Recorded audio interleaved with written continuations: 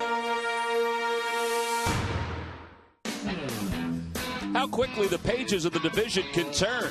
One night, the snags on defense go your way. The next day, others are making the snags. One night, the big swings come off your bat. The next night, the swing comes from the other side. We turn the page again one day later, and two big opportunities lay ahead.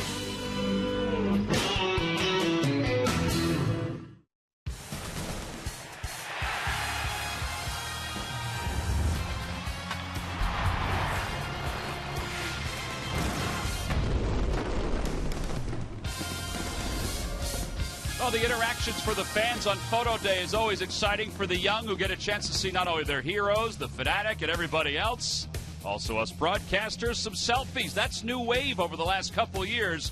It's a great opportunity to see some of your favorite Phillies, the older guys, the younger guys. Photo day here at Citizens Bank Park gets us set for a day-night doubleheader against the Atlanta Braves.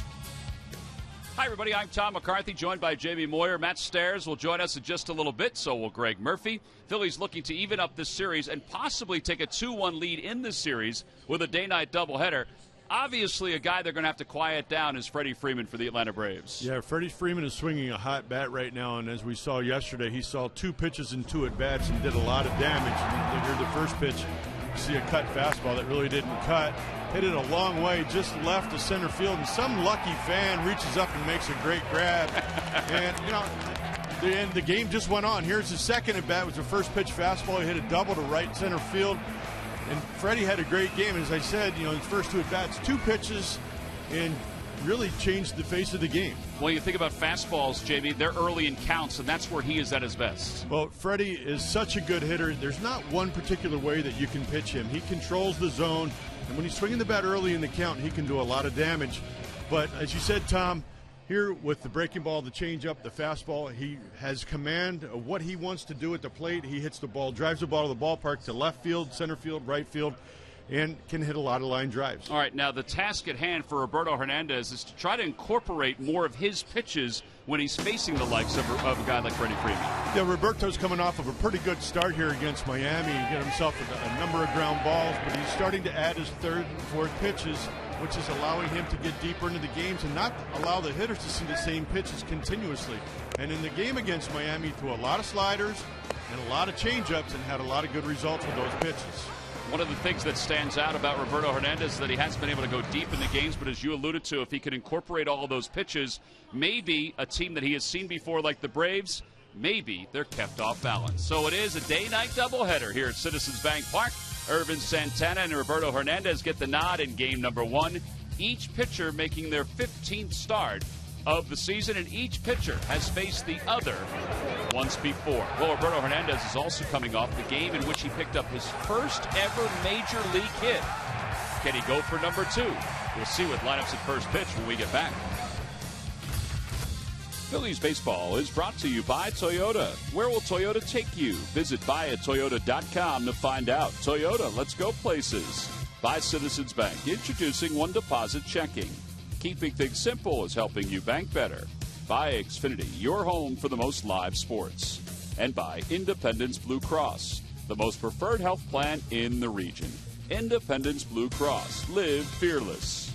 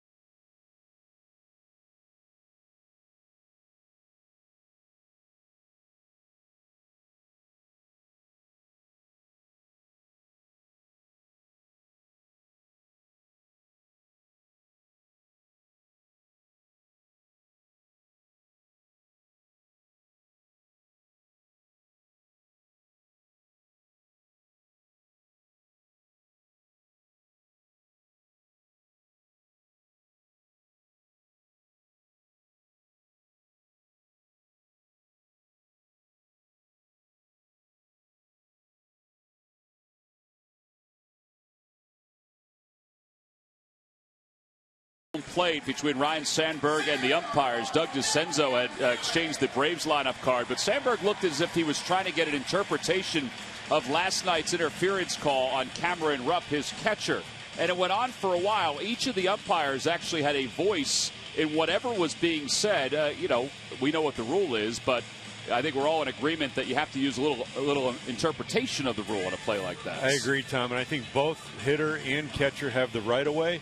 But once the ball is off the bat, my belief is it's now the catcher's right of way to go make an attempt at the ball. Yeah, see, this is the play, and Tehran took a step back, hesitated, and Rupp didn't impede him. He was going to get thrown out anyway. Exactly. So, but again, you're right, Tom. It's all about interpretation, and they interpreted that Rupp impeded Tehran's path to first base. Well, Roberto Hernandez is warming up out on the mound. Let's take a look at the Braves starting lineup. It's brought to you by Xfinity, your home for the most live sports. Leading it off in center field, B.J. Upton. Andrelton Simmons, the shortstop, at second. Freddie Freeman hits third, followed by Justin Upton and Jason Hayward. Chris Johnson's over at third base. He'll bat sixth. In the bottom third of La Stella, Laird, who's supposed to catch both ends of this doubleheader. Gaddis is out with a bad back, but is available to pinch hit. And then the starting pitcher is Urban Santana, and they'll face Phillies starter Roberto Hernandez, making his 15th start of the year. He's 3-6 with an earned run average of 4.41. Hernandez is somewhat of a conundrum right now because he's got stuff, but he just can't get that stuff deep into a ball game. Yeah, he's starting to add his third and fourth pitches that he was able to use in spring training. Why he's kind of gotten away from it here early in the season, not sure. But he's had a little bit of a struggle here in the month of June.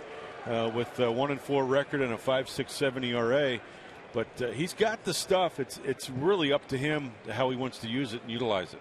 Well, B.J. Upton will lead things off. Upton is 3 for 15 lifetime against Hernandez, and the first pitch is swung on and missed. There's a sinker, and it's no balls and 1 strike.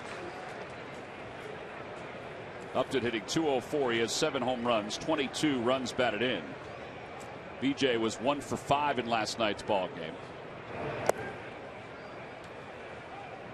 Little different look behind home plate. That is Coy Hill doing the catching for the Phillies. We saw Coy at the end of spring training.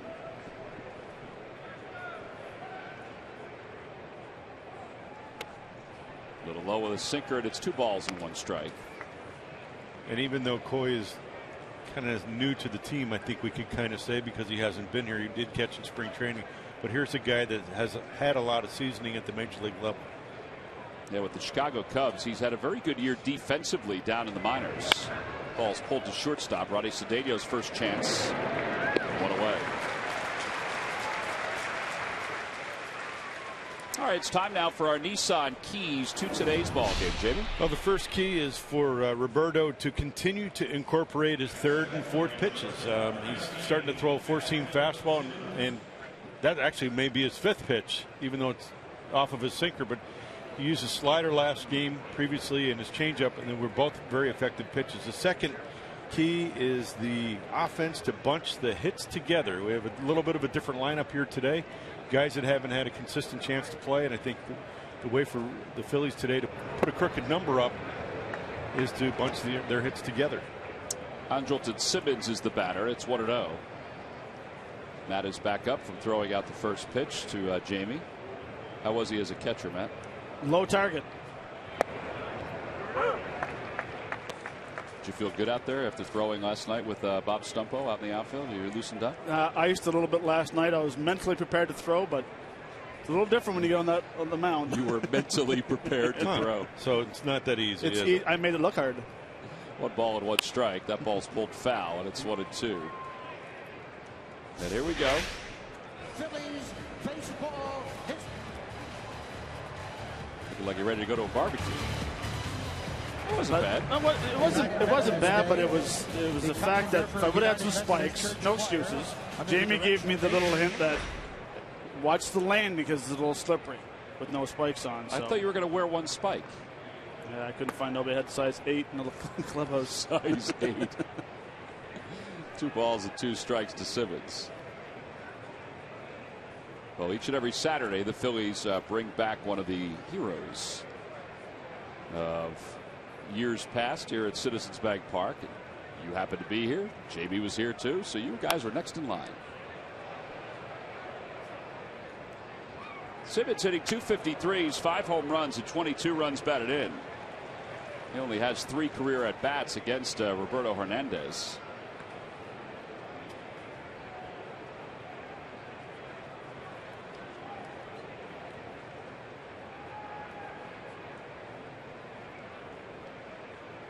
I don't think it really matters if you throw a ball or a strike. It's just the honor to be asked to throw at the first pitch to a major league game. I would think there's a lot to that. I would think that's pretty neat to go out there. It was. And essentially that pitch that Roberto just threw was the pitch that you threw. Kind of sailed inside. This was about 15 miles, 20 miles a little harder. He threw a changeup. 3 balls and 2 strikes to Simmons. He'll be followed by Freddie Freeman. Down low, ball 4. So a 1-out walk and the first base runner. And now they'll bring Freeman back. All right, so we're back in the confines of our home booth. Our wires are a little tangled up here. Murph did it last night. Looks like everything's in place, though. There were a lot of people up here rummaging around last night. Yeah. Ice cream's all cleaned up. Frank cleaned it up nicely. Murph took his pictures down. They're back at his office, back at his desk. Freddie Freeman's the batter. Freeman hitting .291 with 13 homers and 41 runs batted in. Ground ball towards second. Backhanded by Utley. Flips to Cedeno for 1. Over to first. It's as if they've worked together every day. A 4-6-3 double play. And the side is retired. How about a 12-pitch first inning for Roberto Hernandez? That's a nice start for the Phillies right-hander. And this is a good way to wrap up the top half of the first inning. We'll go to the bottom of the first. It's the Braves nothing and the Phillies coming up.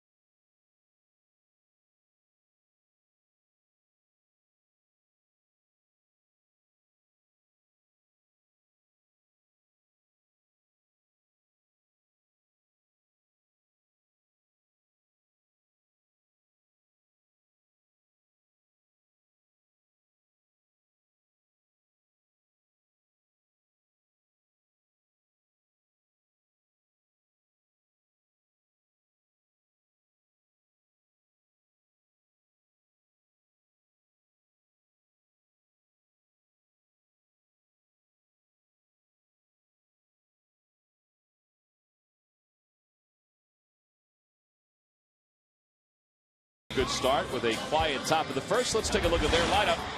It's brought to you by Xfinity, your home for the most live sports. Leading it off in center field, Ben Revere. Tony Gwynn bats second. Chase Utley hits third, followed by Ryan Howard and Cody Ashe. Dominic Brown's in left field. He'll bat sixth. Coy Hill will bat seventh. Ronnie Cedeno will hit eighth at shortstop. Batting ninth and pitching, of course, is Roberto Hernandez. And they'll face 31-year-old right-hander Irvin Santana, who they have faced before. Santana, who started the year strong for the Braves, has not been as strong over the last 6 weeks or so. His numbers 5-5 with an ERA of 4.15. Well, and the reason why, especially in the month of June, it seems like every pitch he's throwing is up in the zone. He's having control issues with his off-speed pitches. His fastball, he's still got up to 94 miles an hour, and he's throwing that for strikes. But it's the slider and changeup that he's leaving up in the zone. And when I faced him a few years ago, that was his best pitch, was his changeup. Would make that fastball even better. And as you can see in the month of June, 0-3 with a 4.26 ERA. Yeah, the last 8 games, his numbers are even worse than that. He's 1-5 with an opponent's batting average against of .311.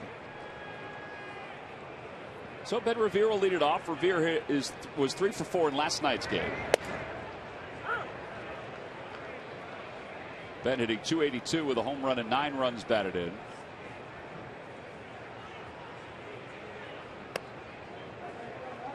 Your Lucky McDonald's Phillies home run jackpot contestant is Linda Crum. Phillies hit a home run in today's ball game, and Linda will win $200.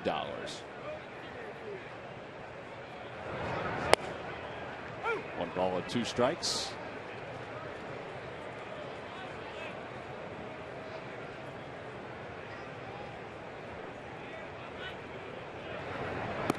a miss and a breaking ball, and Revere struck out, one away.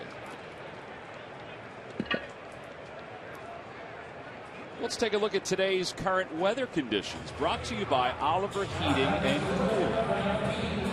85 degrees, partly cloudy. Yeah, it is that kind of day. We said during the outset we were out doing photo day today with the players. It was gorgeous out on the field, but didn't quite have the same breeze that we had last night. That was an unbelievable evening with an unbelievable breeze. It was very pleasant to be out in the outfield last night. An angel in the outfield, a broadcaster in the outfield. Well, Tony Gwynn finally gets a base hit. Good for Tony. He had been 0 for his last 23, and he's thinking 3 on this one. Around second, heading to third, and he's going to get there. Give that man a round of applause.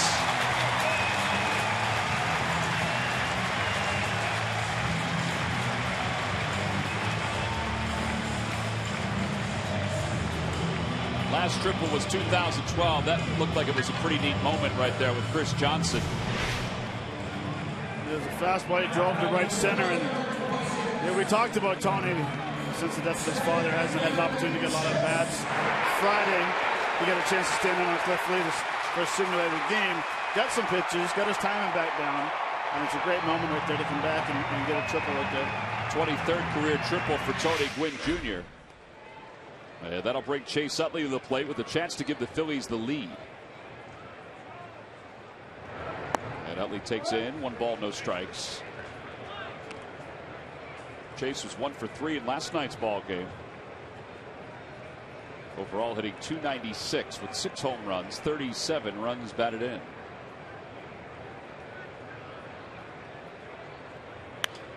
Popped him up. Foul territory. Johnson may have the play on this one. Over toward the railing. He does. There are 2 outs. Well, certainly not what Chase wanted to do there with a runner at third and less than 2 outs.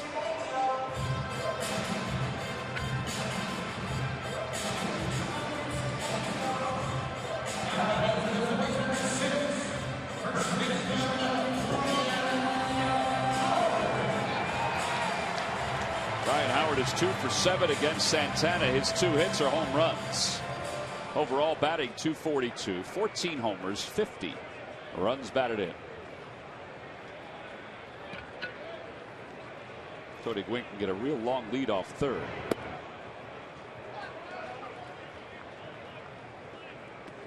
Gerald Laird really should get up to his feet and throw that ball back to the mound, because with the room that Gwynn has to lead off, if Laird just flips that ball back to the mound, something can happen.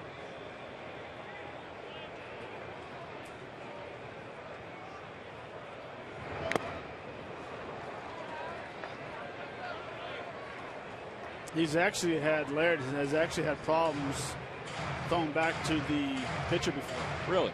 And sometimes he'll double pump with the throw and kind of glides it out there, and he's had that happen in a little while. There's a bloop out toward left center field. That'll drop for a base hit. Howard will give the Phils a 1-0 lead. Tony Gwynn crosses the plate. RBI number 51 for Howard. And it's 1-0 Phillies here at the bottom of the first.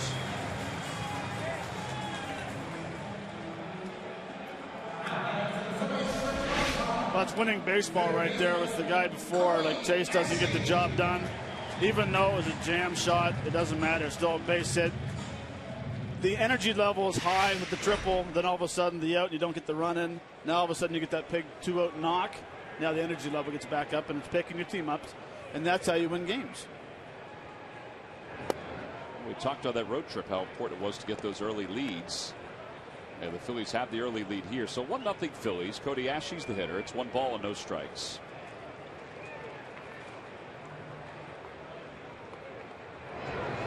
Swing and a miss. 1 ball, 1 strike.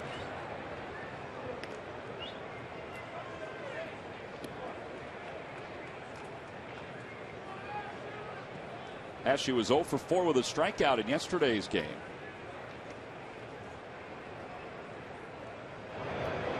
And he lifts that one out toward right. Hayward toward the track makes the catch. Just down toward the end of the bat a little bit. Side is retired. The Phillies take the early lead, though. An RBI single by Ryan Howard. They finished with 2 hits in the inning. We'll go to the second. It's 1-0 Phils.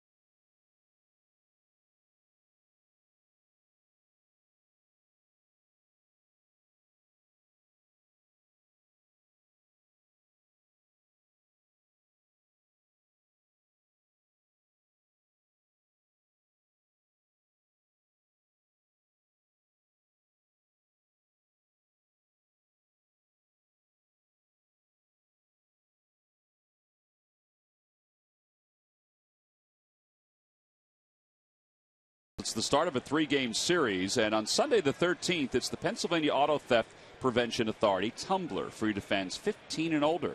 Get your tickets for all 3 games. By the way, Game 2 is the beach towel, the Fanatic beach towel. That's a great giveaway. We start the top of the second, and Justin Upton fouls the first pitch from Roberto Hernandez, and it's 0-1. Justin only 3 at-bats against Roberto. He's got a 5-game hitting streak going. His average at .276.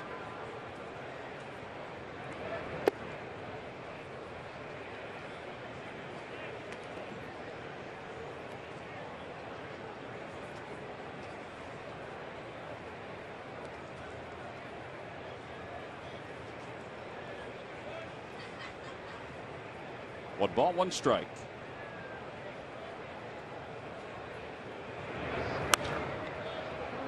That'll be out of play over the first base dugout, and it's 1-2. Last time we saw Roberto face the Braves, he gave up some runs, but he battled his way through 6 innings. So he swept the Braves in Atlanta that series.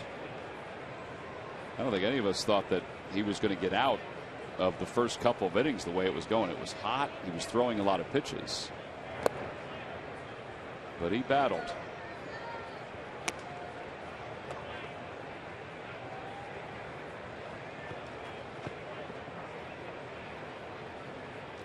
We talk about his slider and his four-seam fastball. I think his four-seam fastball moves almost as much as his two-seamer. I mean, all his pitches has movement. We talked about a pitch like that gets in the kitchen and just jams him. Change up, and there's one away. Jason Hayward's coming up. Let's check in with Greg Murphy. Murph? All right, thanks, guys. Well, it's time for our Coors Light Cold Hard Fact, brought to you by Frost Brewed Coors Light. And it's not a good fact here at home for the Phils. The Phillies are one of 2 teams in the major leagues with a home ERA of 3.20 or lower, with a winning percentage that is under 500. That other team is San Diego, so they are looking to change that. The good news in that note, guys, certainly is that the pitching has been really, really good at Citizens Bank Park. But we know that they haven't been winning the games at the clips that they need to, so they're hoping to turn that around. Hopefully starting today. Yeah, Murph, the last time they were 18-24 at home to start the season was back in 1971. Wow. That was the year I was born. Oh, really? I don't remember that. 1 ball and 1 strike. Murph, where are you at today, by the way, buddy? You know, I found a great seat out here in left center field. I don't know if you guys have ever been out here, but I mean, you really can see the whole field. You really can. Yeah. We were in seat 10, 11, and 12, by the way. Yeah, my seat has a little black tape on it. I know that was one of your seats, so. I'm hoping you got sunblock on if you're going to sit out there today. We were out there, obviously, last night. The sun was setting. Yeah. Right now, you'd be baking a little bit out there. Yeah, I'm baking a little bit.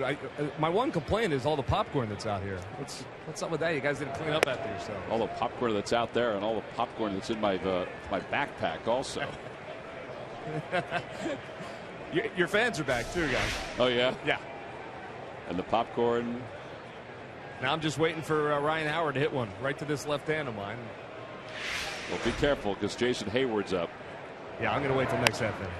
Out of play, and it's 3-2. Hayward hitting .250 with 8 home runs and 29 runs batted in. Last 6 games, 1 for 17 for Hayward.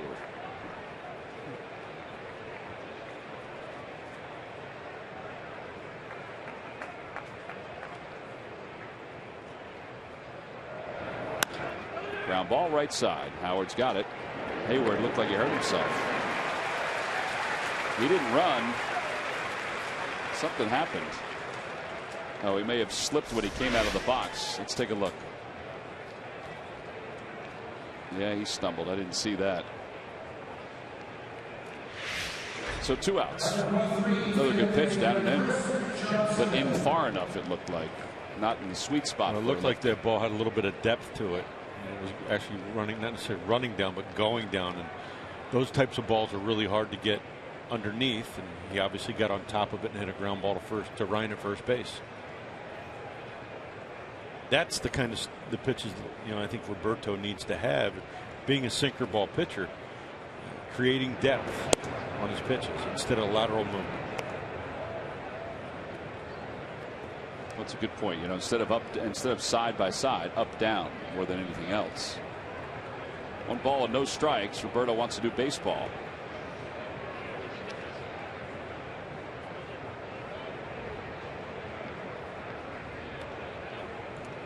Alfonso Marquez is the home plate umpire today. He will not work game 2 of this day-night doubleheader. Another umpire will be brought in. Line drive down the left field line. That's a foul ball. Took the third base umpire Will Little a moment just to take a look at that. Cody Ashe signaled behind him right away. I have to admit, from our vantage point, it looked like it was right on the line, but he was looking right at it.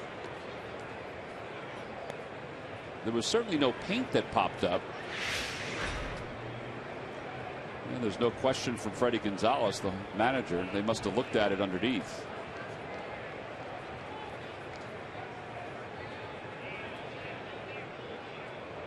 One ball, 1 strike.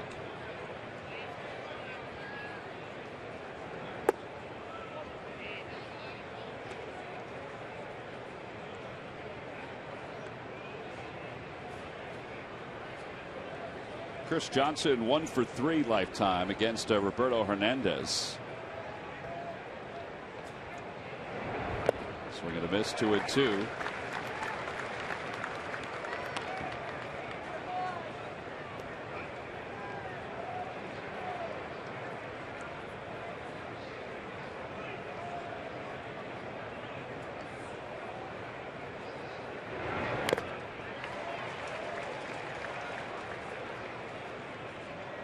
Hernandez changeup has the same movement as a split finger fastball.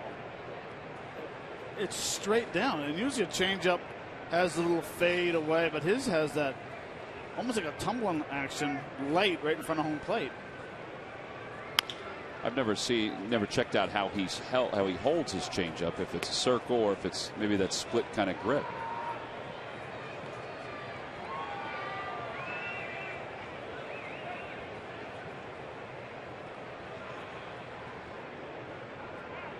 Two balls and 2 strikes.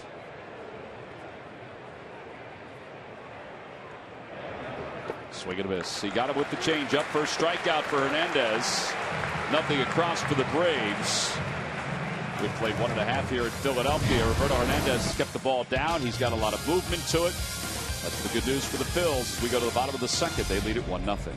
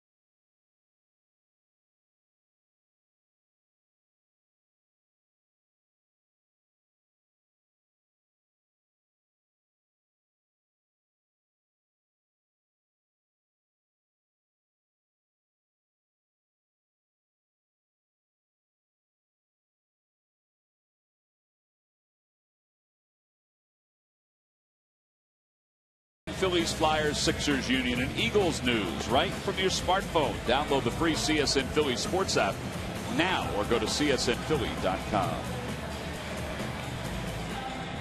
Last of the second, it's 1-0 Phillies on top. It'll be Dominic Brown, Coy Hill, Ronnie Cedeno. Dominic was 0 for 1 last night as a pinch hitter, overall hitting .217 with 5 home runs and 38 runs batted in. There was a little guy today out of photo day. You know, we would go around giving high fives, taking photos, and all this guy wanted to do was to meet Dominic Brown. He probably 6 or 7 years old, and he was looking at him, and Dominic had to be about 30 feet away, and I'm talking to him, and he's just staring at Dominic Brown. It's pretty cool.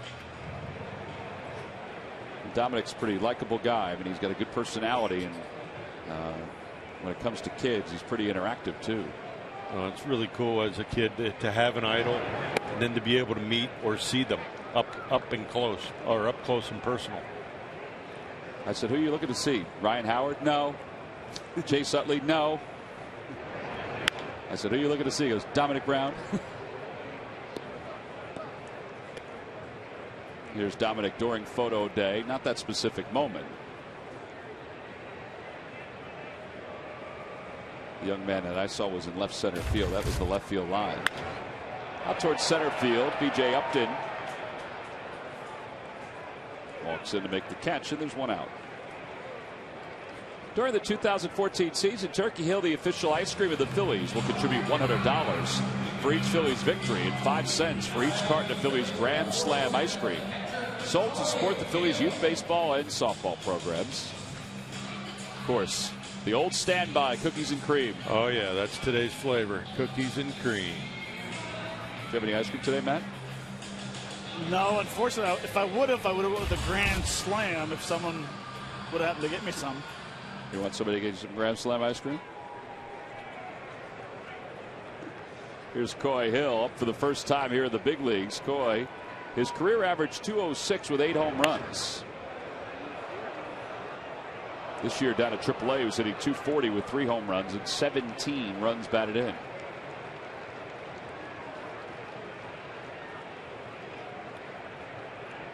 Ryan Sandberg is without Carlos Ruiz, so that's why Coy is up here, split time with Cameron Rupp.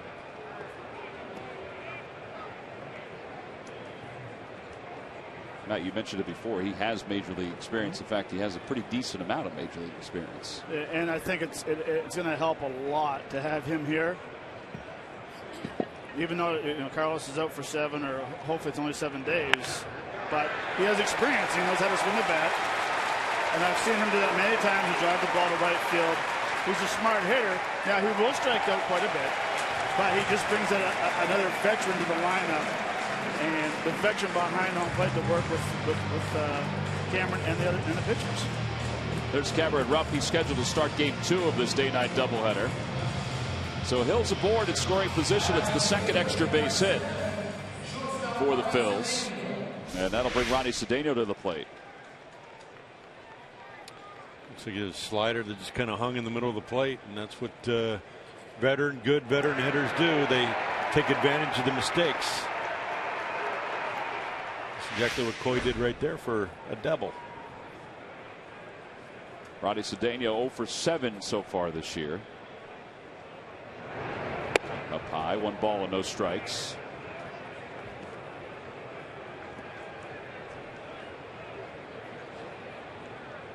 Cedeno's career numbers against the Atlanta Braves, 181.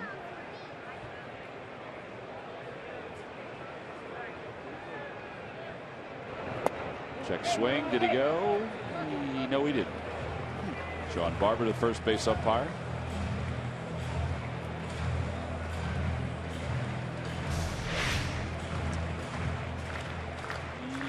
Ooh, yes, wow. He did. Well, everybody has a different view. Speaking of view, I see Murph has left the old seats. Must be a little too hot out there. He probably is going for a little cover.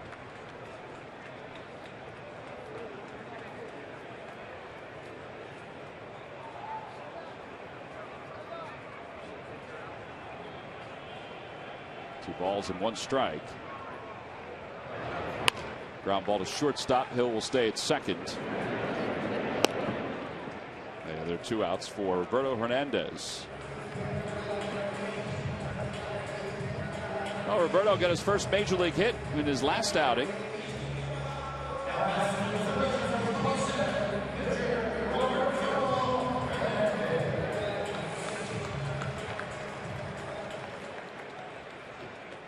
Roberto now 1 for 24 and 1 for 42 lifetime.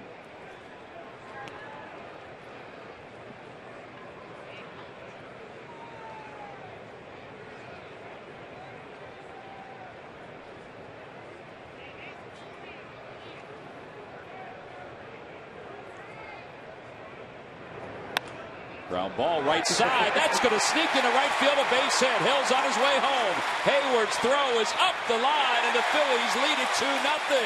Roberto with an RBI single. He's smoking hot.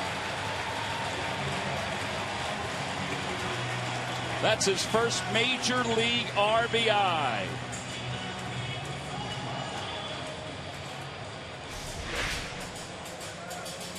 Good fastball down and away. He put the same swing on that ball as he did on his first major league hit. He dragged the bat through the zone long enough and found a hole. Good hustle by Coy Hill to score from second base. Yeah, he put himself in position for Pete Mackanin to wave him home. I think he surprised Jason Hayward that he was coming all the way. Hayward was coming after that ball. Well, the ball wasn't. It was hit hard enough to get through the infield, but not very hard enough to get very far in the outfield. I was a little surprised that Hayward was as deep as he was. No balls and 1 strike. Hayward was in a little bit, not too much though, in a little bit from where he is right now.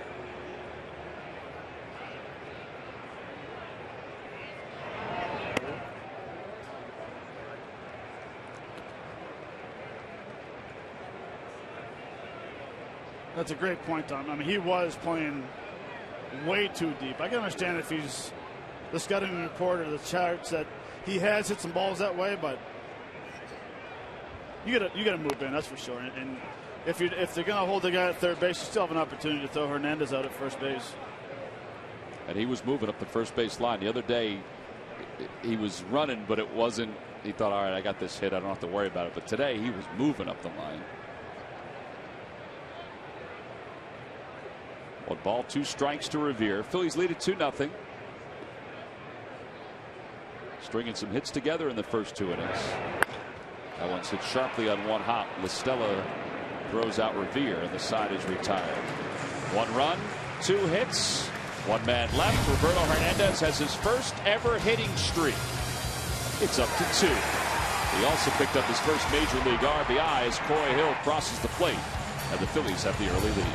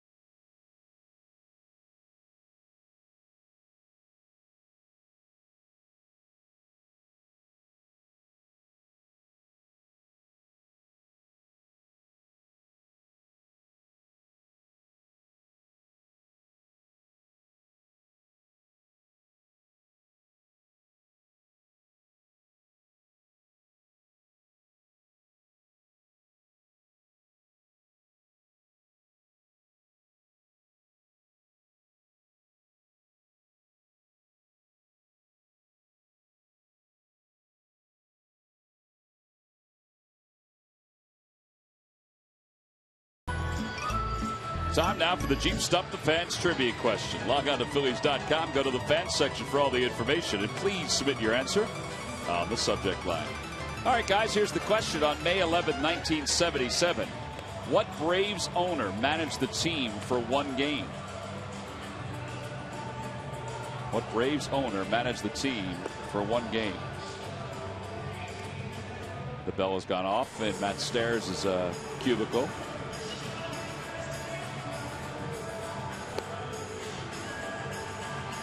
Top of the third inning. Time now for our Geico quote of the day as Tommy La Stella will lead it off. It's Freddie Gonzalez on La Stella's slump. You know that people are going to go through it. Established major leaguers go through it.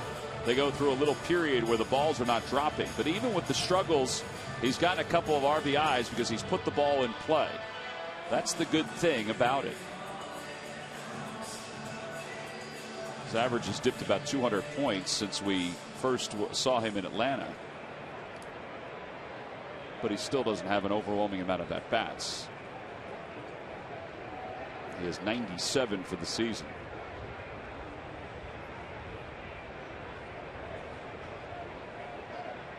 It'll be La Stella, Gerald Laird, and Irvin Santana. First pitch is over. It's 0-1.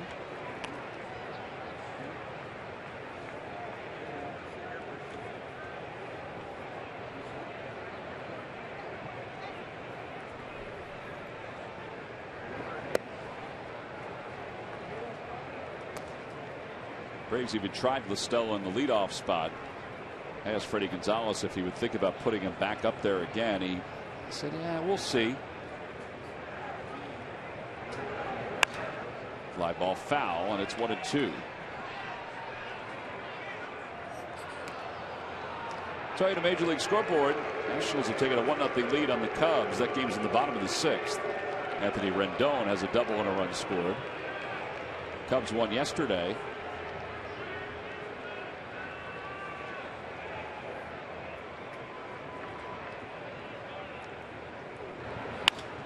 Out toward left field. Dominic Brown had him played perfectly. One away. Today's ball game is also available in Spanish. Just use the SAP button on your television to change the language through the menu on your cable box.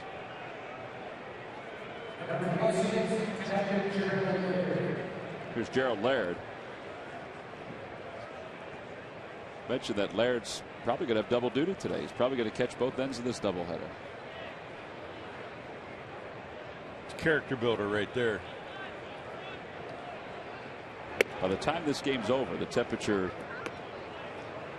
well, we're probably pretty close to it. It's going to be in the high 80s. Then he's going to come back and catch a night game. 1 for 11 lifetime against Roberto Hernandez. 2 balls and no strikes.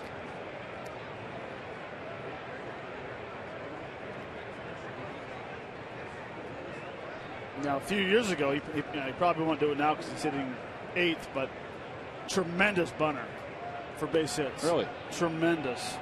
Like very light show. Drop it down third base, and Cody Ashley's playing back deep. But, I mean, of course, there's 1 out. Now, leading off the inning, that might be something they want to be aware of. Was he quicker then? Nope. No. So it was more the element of surprise. Yeah, it's just a perfect bunt. That ball's hit well down the left field line. Hooking foul. Went off the facing of Suite 1 down the left field line. That's the Ashburn Suite.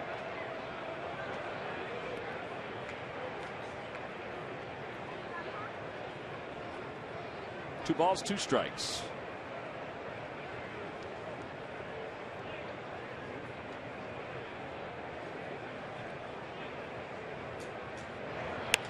Popped him up.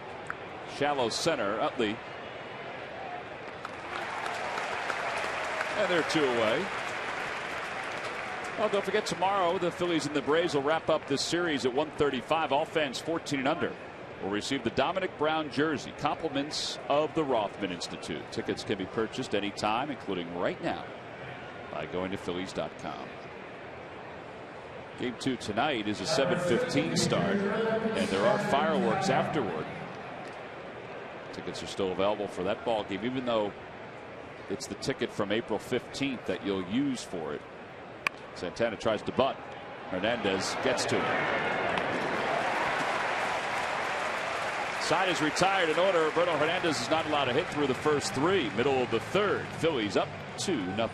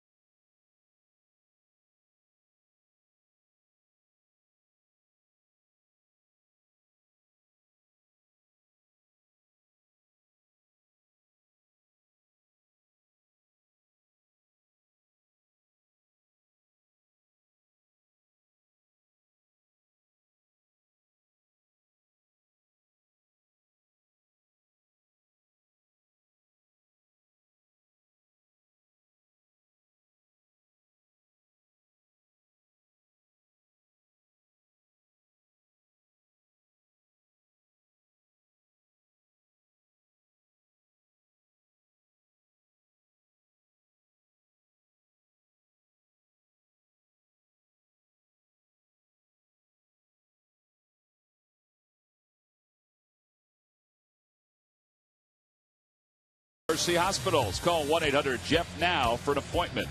Buy Xfinity, your home for the most live sports. And buy Toyota. Where will Toyota take you? Visit buyatoyota.com to find out. Toyota, let's go places.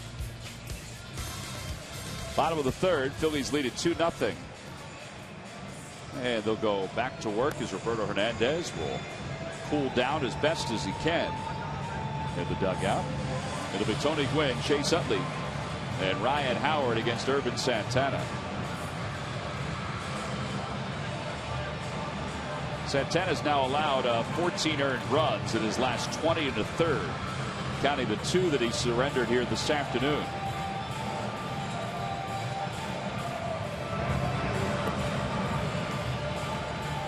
You wonder if the somewhat limited spring training has caught up to him a little bit when you talk about his arm strength. If he's hit a wall, Santana that is, during this month of June. Well, you would think, if he did it, he was preparing all winter long, maybe not getting the same repetitions as he would because he had a late start in spring training. But you would think at this point of the season he'd be able to make that up, and that also would have been taken into consideration as he started the season. But he did get off to such a great start, they probably just let him go with where he was. And he's compiled a lot of innings throughout his career as well.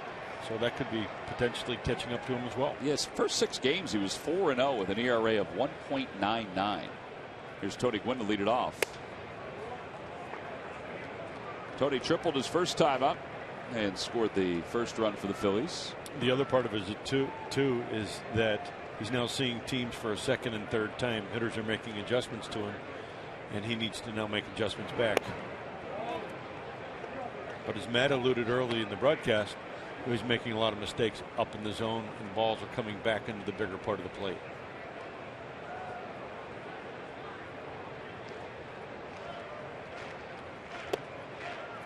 When he pitched with the Angels, spent 8 years with the Angels, was 96-80. He was 16 games over 500. ERA of 4.5. The last 2 years with the Royals and the Phillies, or excuse me, the Braves combined, he's 14-15. 2-2 to Gwynn. That looked like a little bit of a curveball right there. Something we haven't seen from Urban Santana.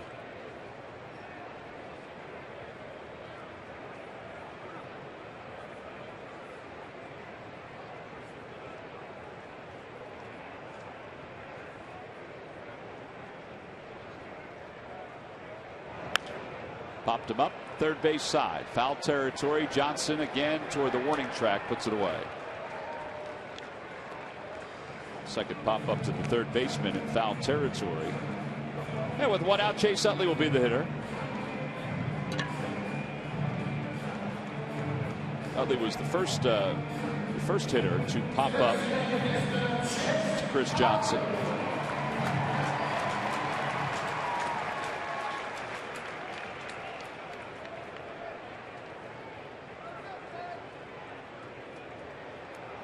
Chase is fourth in the league in doubles with 24. His average sits at 295. Takes inside. It's 1-0.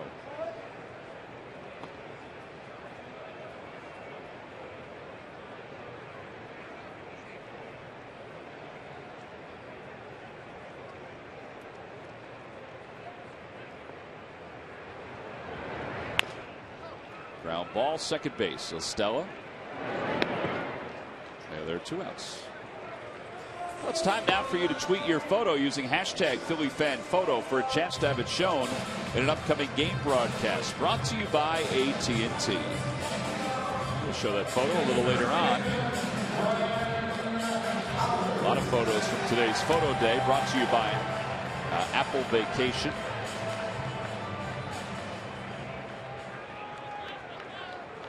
And now Resorts and Spa.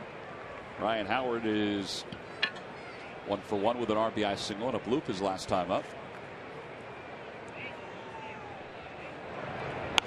Pulls that one toward the ship. Listella gets to it on a hop. Side is retired in order. So the Phillies go down quietly for the first time today. They have their half of the third. The Fanatics just gearing up for the top of the fourth when we return.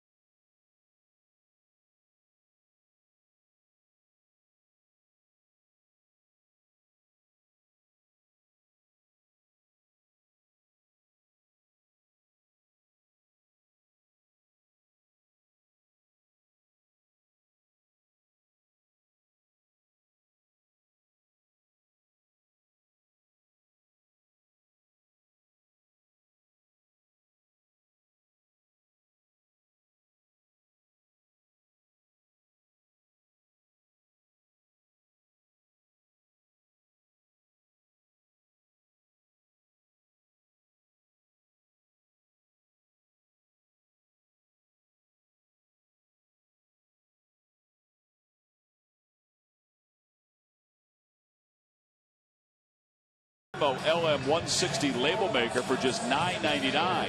Available exclusively at WB Mason for this special $9.99 price during June only. Who but WB Mason? Top of the fourth, 2-0 Phillies on top. Phillies, Braves will send the top of the order up. B.J. Upton, Simmons, Freeman. Roberto Hernandez so far has minimized his pitches through 3. He was able to get Upton to ground out to short his first time up.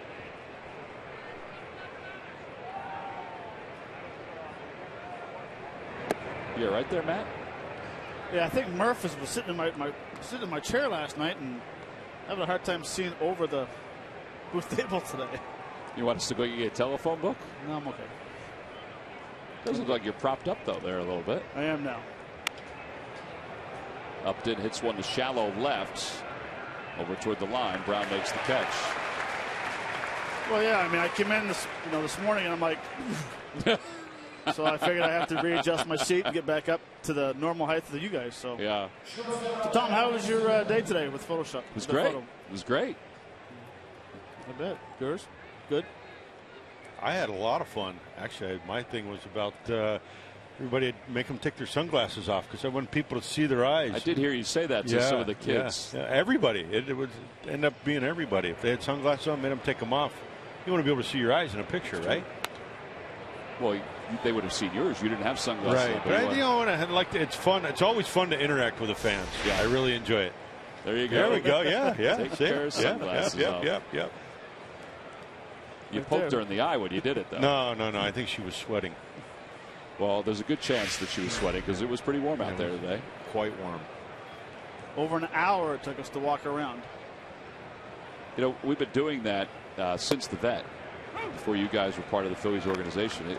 From a fan standpoint, even really from the kids, but the adults, they have themselves a great time. I didn't know if Scott was taking a jump shot there, Fransky.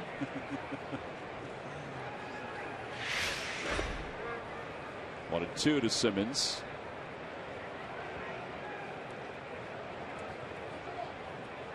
You want to got a lot of thank yous out there today for 2008. I don't know about you, Matt, but a lot. And it's heartfelt back to the fans. It's their support also. We felt that as players, but it's really nice to share smiles or handshakes or memories of that 2008 season, and I really enjoy that. It really brings a lot of great memories and even goosebumps when it's brought up. And it's brought up often. I mean, just being with you guys this year, when people see you, a lot of the times that's the first thing they say. They'll say, "Hello, Matt. Hello, Jamie. Hey, thanks for 2008." It's even beyond 2008, but just that World Championship as a whole. I've had a lot of people ask me or telling me where they were during the home run. And like Jamie said, thank you for 2008. 2009 was fun as well.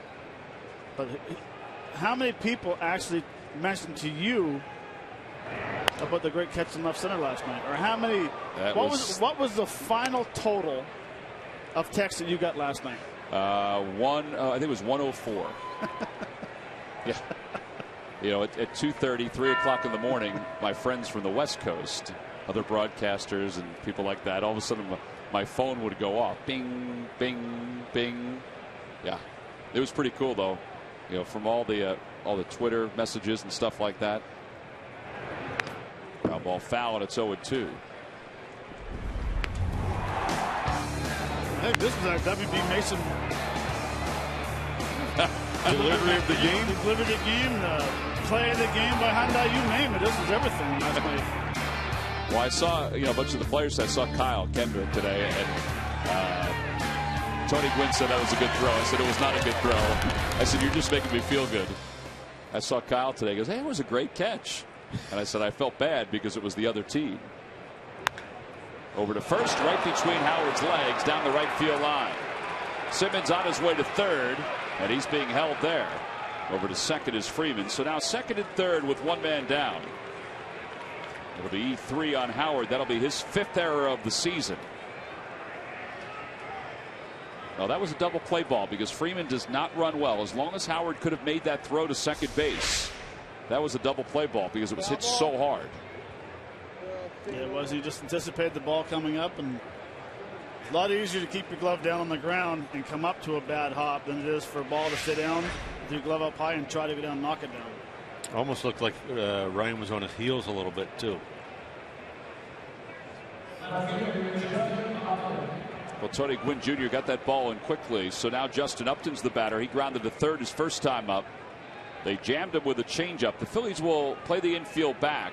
Chase Utley's looking into the dugout to see if maybe they should bring it in a little bit.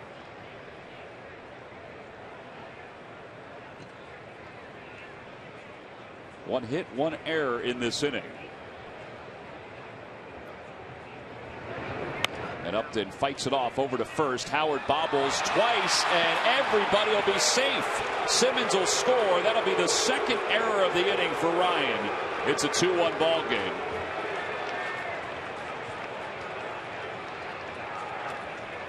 I would imagine they'll give an RBI to Upton because the run was going to score.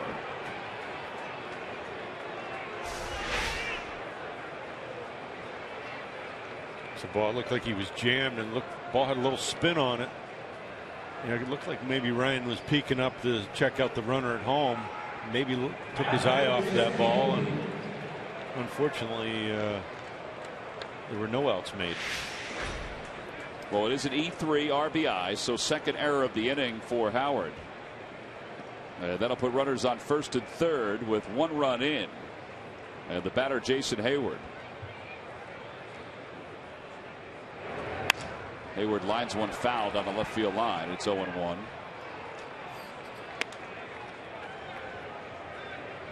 Roberto Hernandez, after Howard picked up that second error closer to the mound, turned and slapped him on the back a couple times.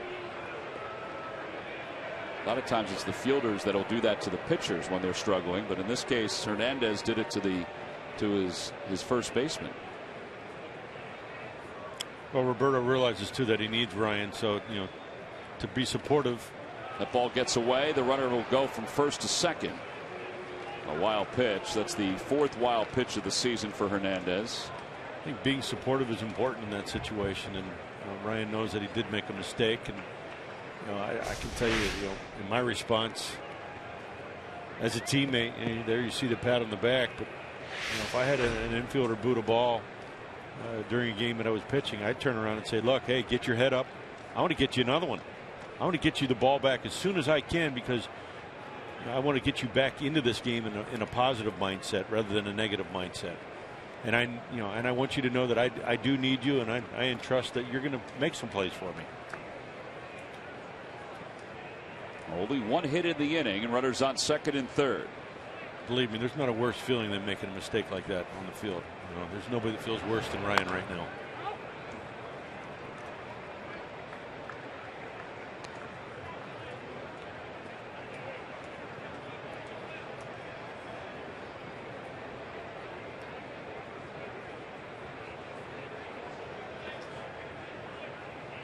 One ball and two strikes. Hayward fouls it off his foot.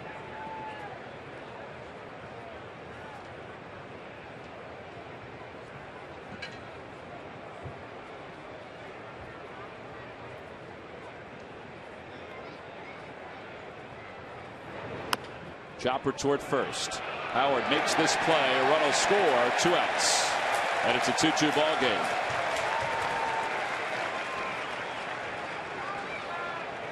RBI for Hayward is 30th of the year.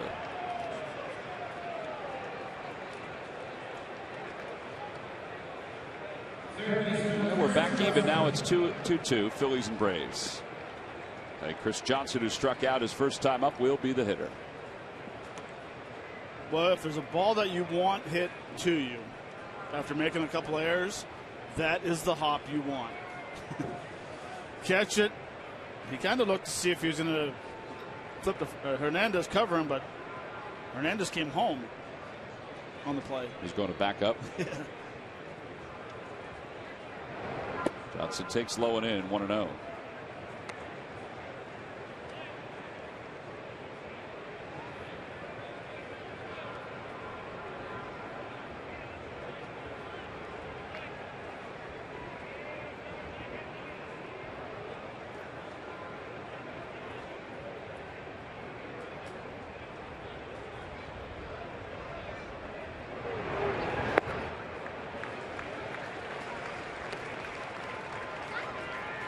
Another good pitch by Roberto right there, because he's throwing a lot of balls down, and Johnson, I think, is a dead low ball hitter, and it looks like he's really struggling with Roberto's changeup because it's dropping out of the bottom of the strike zone, and that's what you do to a low ball hitter. You go lower than low because you know he wants to hit the ball that's down, make him swing at a pitch below the zone.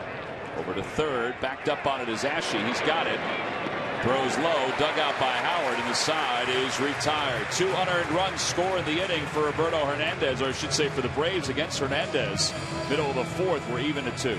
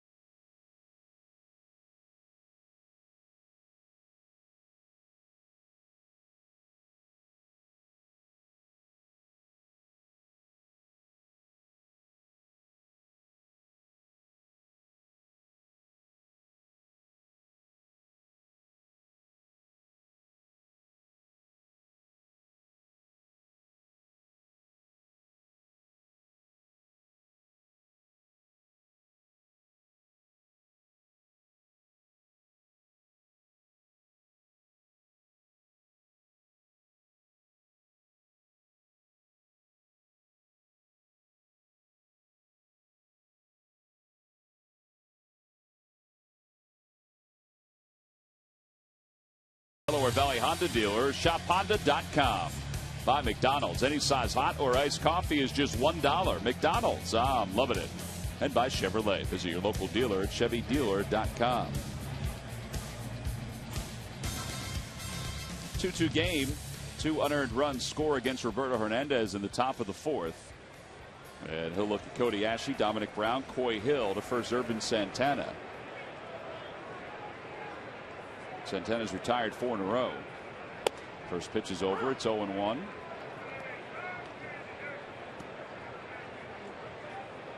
Cody's 0 for 1. He flied to right his first time up, right? Basically where Hayward is standing now.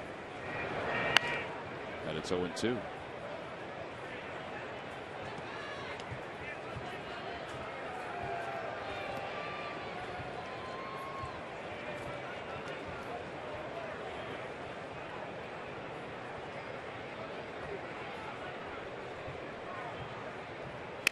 Broke his bat. Slow roller to second, and La Stella throws out Ashe. 3 straight plays for Tommy La Stella, and with 1 away, it'll bring Dominic Brown to the plate.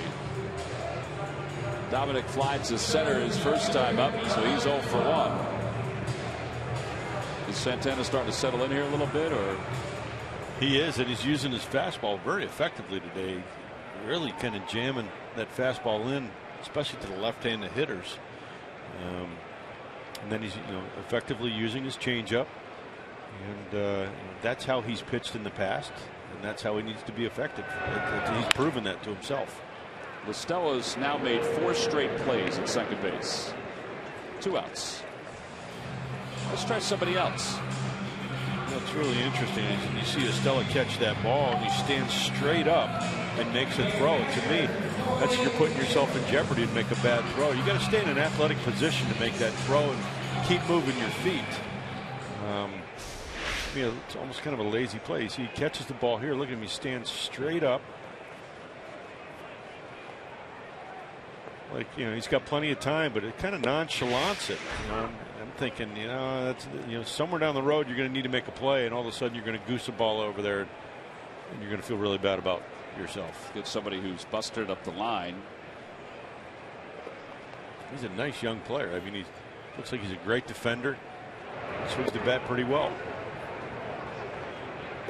1 ball and 1 strike to Coy Hill. He doubled and scored back in the 2nd.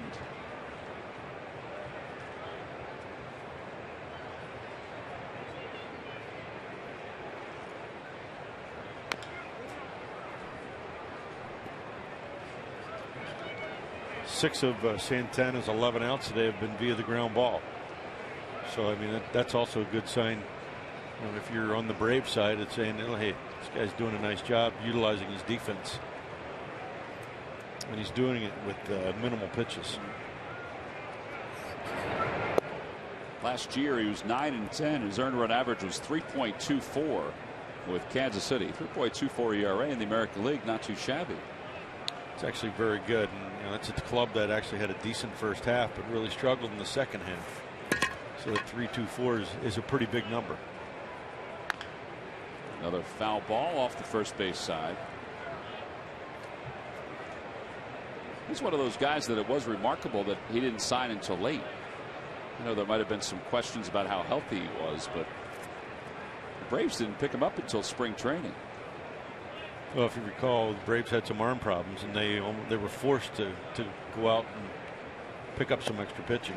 Swing and a miss. He gets Coy Hill on strikes, and it's the 2nd strikeout. He's retired 7 in a row. We've played 4. We'll go to the 5th inning here at Citizens Bank Park. All even at 2.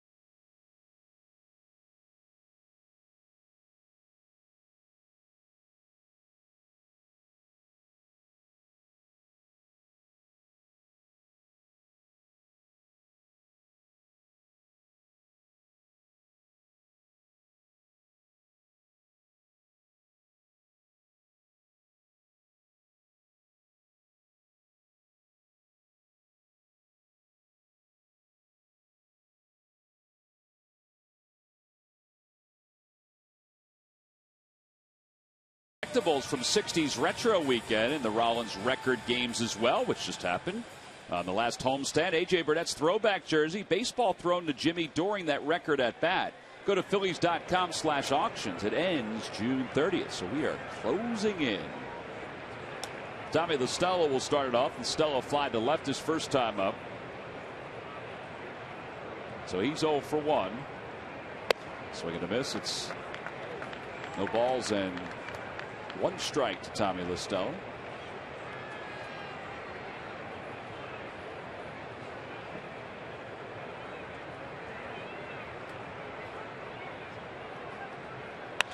Fly ball, shallow left field. Dominic Brown comes ambling in. Well, there's 1 out. All right, so last night at this point, you left. We weren't really sure where you went, and then you showed up on Greg Farnese's camera in left field. Where did he go? Is it a surprise? Sure. I may have gone for ice cream. I don't know. You guys just get up and wander.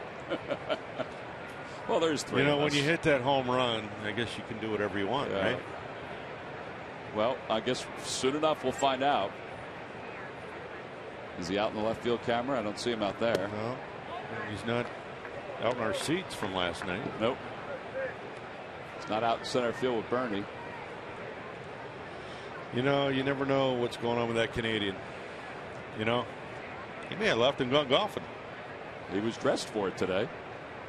1 ball and no strikes to Gerald Laird. Laird popped up his first time up, out to Utley. Foul tip, 1-1. Here's the other thing, he likes to drive. Maybe just got in his car and took off. He's not out there.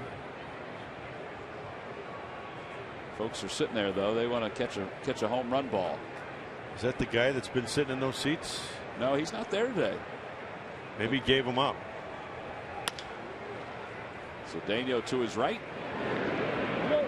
Howard does a nice job hanging on the bag. 2 outs. He's had a rough day over there. You got to give him a little bit of praise when he makes a good play.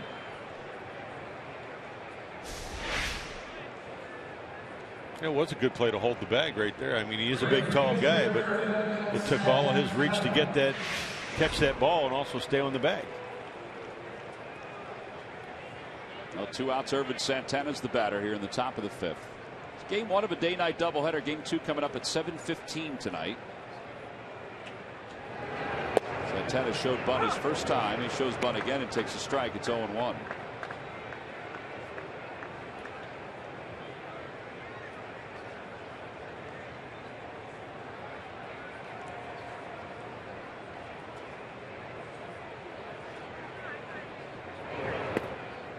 Ball and 1 strike.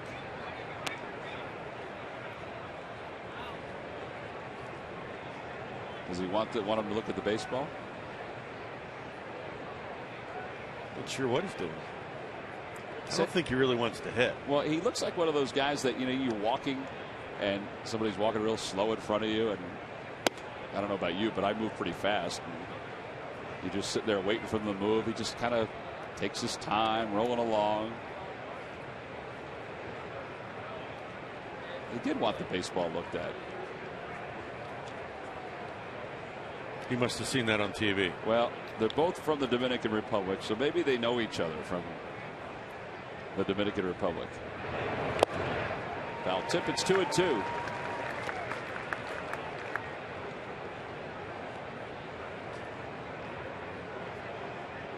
To me, to throw him something off speed here would be doing him a big favor. He threw that running fastball, started in the middle plate and just let it run in. Well, that was it. It just didn't run all the way in.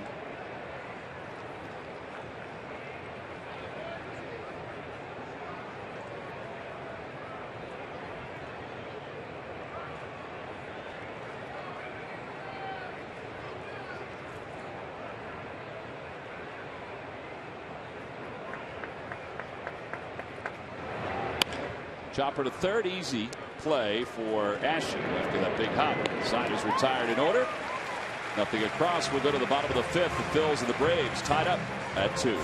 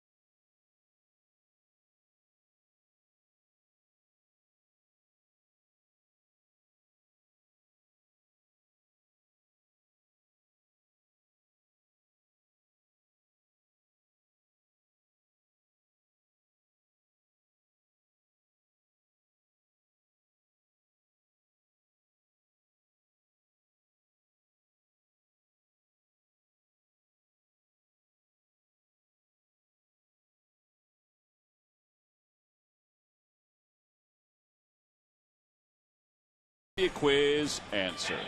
All right, Jamie, on May 11, 1977, what Braves owner managed the team for one game? Well, it's the only owner that I can even think of with the Braves. I'm going to say Ted Turner. Ted Turner is correct. Log back on to Phillies.com. Find out if you're the winner of a Phillies prize pack. I have to think that anytime you own a team, the thought does run through your mind. Like if you're Jerry Jones of the Cowboys, you know, he's so involved as an owner, you would think that there probably were times where he thought, I could be the head coach of this team. I'm sure. And I got to believe Jerry Jones is very involved with what's going on with that team. But Ted Turner is basically the same way. I wonder if there were any other owners in years past, Jacob Rupert from the Yankees or somebody like that was involved in some big-time team. George Steinbrenner from the Yankees. Yeah, how about back in the White Sox days, back when they did all the crazy stuff? I can't remember that. Bill Veeck? Bill Veeck would be a guy that I would think would want to be that guy. I know if I owned a team, it probably would cross my mind at some point that I'd want to play. Either play or manage. There you go. There you go. Ronnie Cedeno will lead it off for the Phillies here in the bottom of the fifth. It's a 2-2 game. It'll be Cedeno, Roberto Hernandez. Well, and having either one of those positions, a player or manage, I think you'd find a better appreciation for how difficult it is to do either one of those or have either one of those titles. I wonder if their egos would allow you to admit that. You're right there. 0-1 to Cedeno. He grounded out to shortstop his only time up. He's 0 for 1. Well, having had one of those titles in the past, it is a very difficult job. Very difficult. But it's something you do your whole life. 5-3 of the putout, one away. Another ground ball out.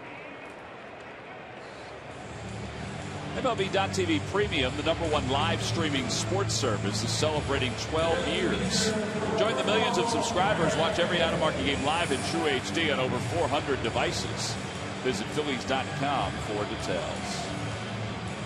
You know, there aren't too many gifted athletes that can play 2 and 3 sports, and say like a Bo Jackson or a Deion Sanders that can play it part-time. You know, Michael Jordan gave it a try and found that it was a little more difficult than what he thought it would be. Now he's a guy that owns the Charlotte Hornets. Sure, he still thinks he can get out there and play. You know what? I probably would still pay to go see him play. Yeah, and it's it's not the fact of playing; it's how you feel the next day. Yeah, really. Ground ball foul by Hernandez. It remains 0-2. And as you get older, that's the hardest part of the game. And I would say as you get older too, one of the harder things is to travel, going through the time zones.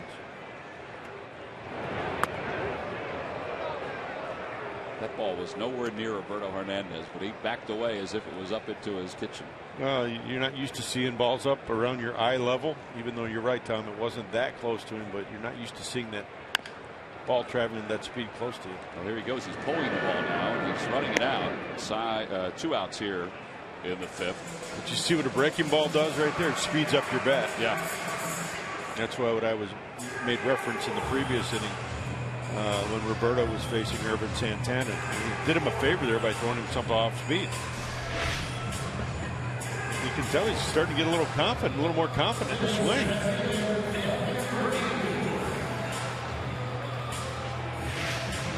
Now if he could just lift the ball. He's a strong guy. Baby steps, Tom. Baby steps. I know. This guy that played, most of his career in the American League. 9 ground ball outs for Santana, 10 for Hernandez as Ben Revere takes low. 1 ball and no strikes.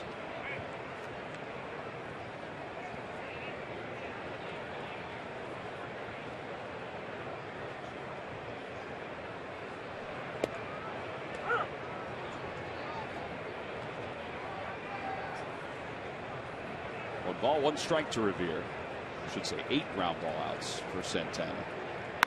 And a liner to right field. There's a base hit for Ben Revere, so he's aboard. 4th hit of the series for Ben. And Tony Gwynn Jr. will be the hitter. Well, photo day can take a lot out of everybody. That gentleman's wearing, he was talking, he's wearing his sunglasses. I thought maybe he was sleeping too. Looks like a good idea there, Tom. You going to do a little of that between games? I don't know. I'm definitely going to do it tonight. Between games might be a little tough. Tony Gwynn tripled his first time up, popped out his last time.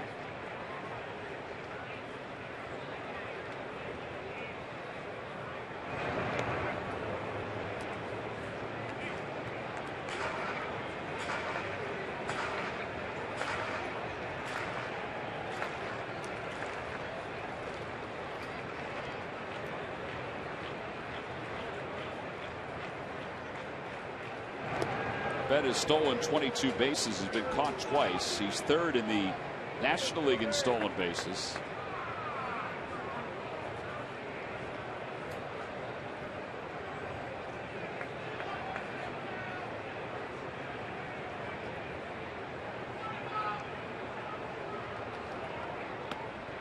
One ball, no strikes to Tony Gwynn Jr.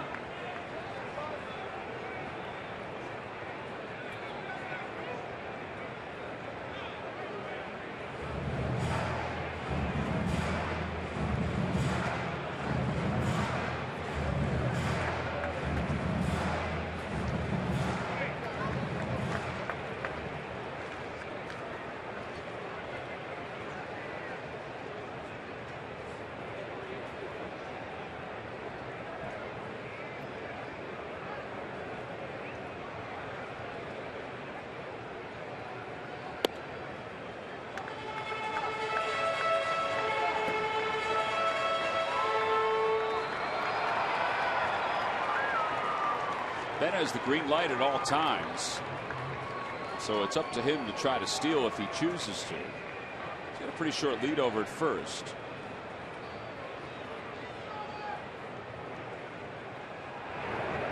And it's 3-0.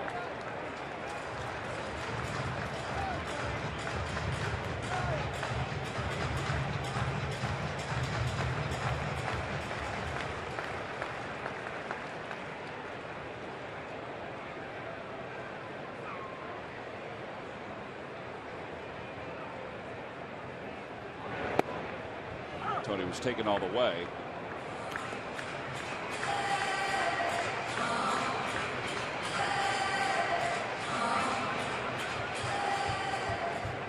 Not too bad for Santana with 2 outs here in the 5th inning. 60 pitches.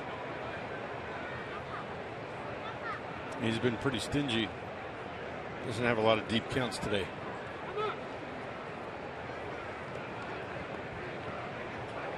He actually doesn't have a 3-ball count yet. Till now. This is the first time. Yep. I guess he is the kind of guy that you could go after early if his command is there.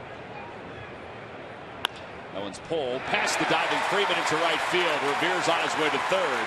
Phillies have first and third with 2 men down, and Tony Gwynn is 2 for 3 today.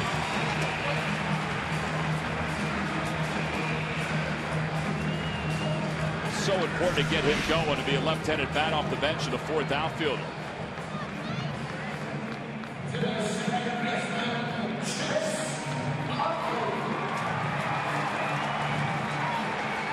Just past Freeman, who was holding the runner on. Chase Utley, who is 0 for 2, will be the batter.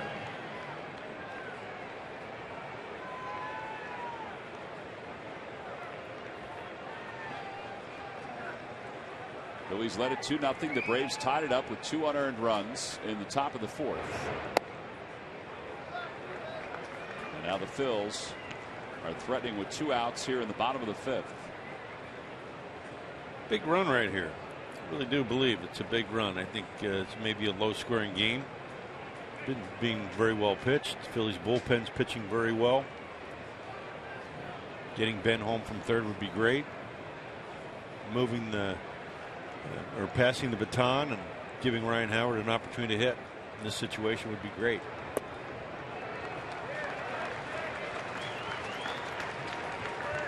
Back-to-back change-ups to Utley.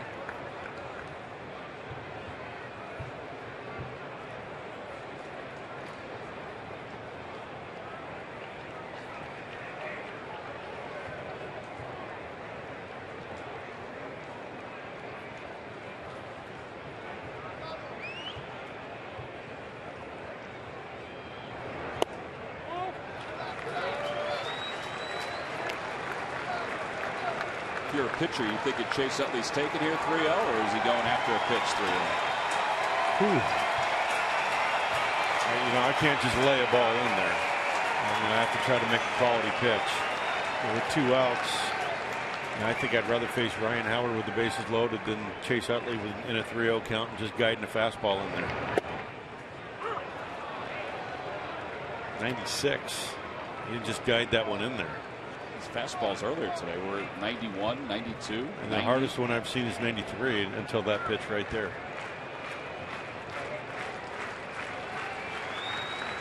Three balls, 1 strike to Chase.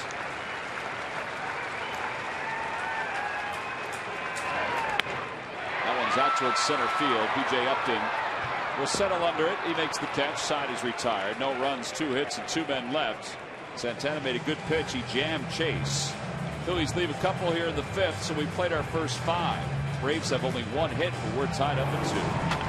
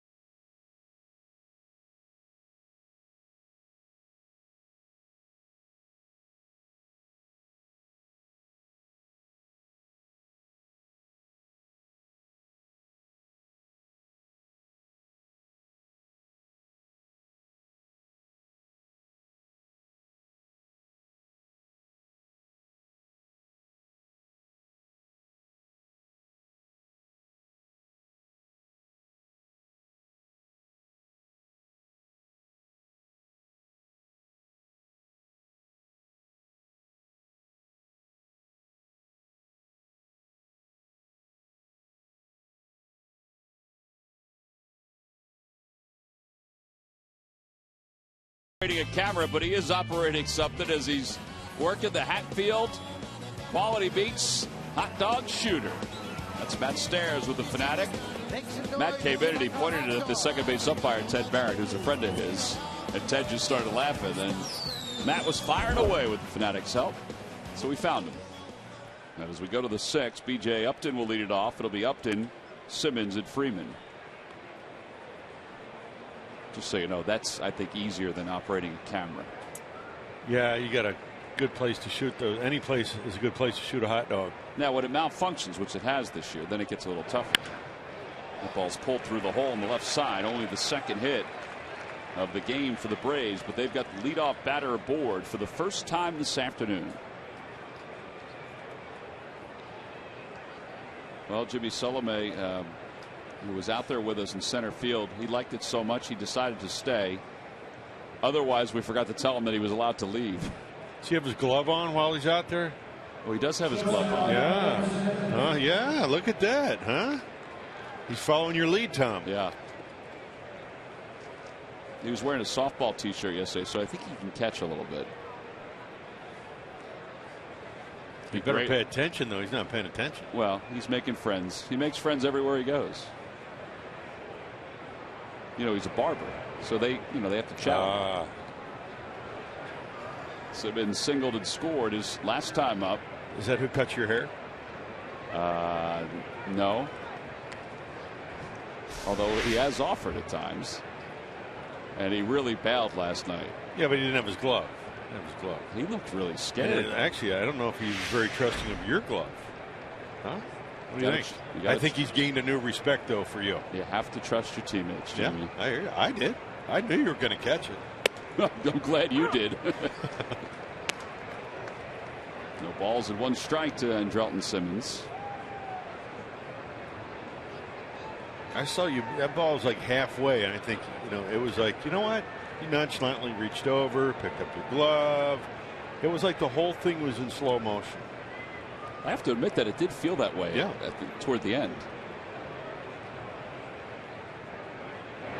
Swing and a miss, 0-2. Do you recall? Mixed reviews, though, on whether I should have thrown it back. Some people were a little disappointed that you were forcing me to throw it back. Well, I think I made the right choice because I agree. A youngster did get the ball. One of the ball girls handed it to a youngster. You have to go with the tradition. No balls and 2 strikes to Simmons. Although I think the tradition started in where you started your career in Chicago. Were they doing it back when you were playing? Out of the bleachers? Yeah. I do believe they were. And now people have gotten smarter. They bring an old ball with them and they throw the old ball back and keep the home run that's ball. what I should have done. Yeah. See, next time. You think there's going to be a next time? Oh, I'm sure there will be. Cedeno does get the lead runner. 6-4 on the putout. It's a good decision on his part. Freddie Freeman's coming up. It's time to take a look at our Mazda leaders. And Freddie Freeman, 9 road home runs, including the one last night that ties him with Michael Morse, Mark Reynolds. Both those guys having kind of a renaissance year with the Giants and the Brewers, and then Anthony Rizzo for the Cubs. Rizzo has hit one of those home runs here at Citizens Bank Park.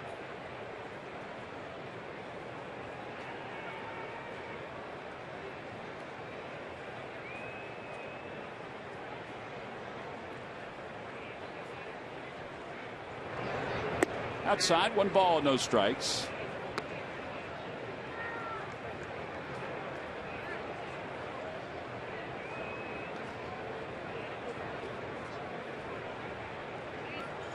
Freeman hit it to a double play his first time up, and then hit one through the legs of Ryan Howard his last time to the plate. Led to the 2 unearned runs allowed by Roberto Hernandez.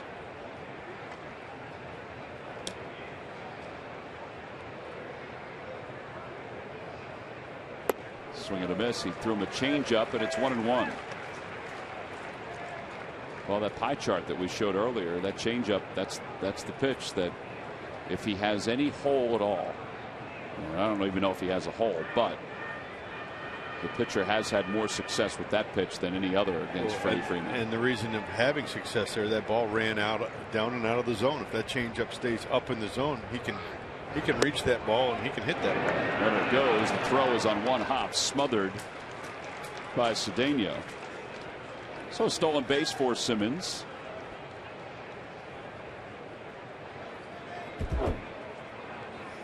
Breaking ball 296 and changeup hitting just 200.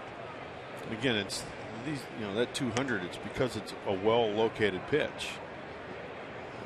Sometimes you get fooled by the speed, but sometimes also you get fooled by the location. And right there, Roberto fooled Freeman with the location. Actually, the location and the speed.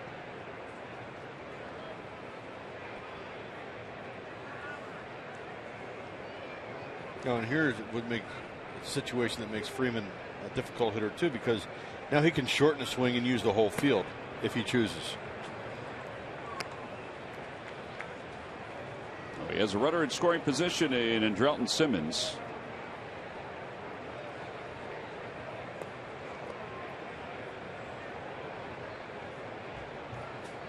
Like a lot of the Braves hitters, the numbers have dipped a little bit over the last month and a half.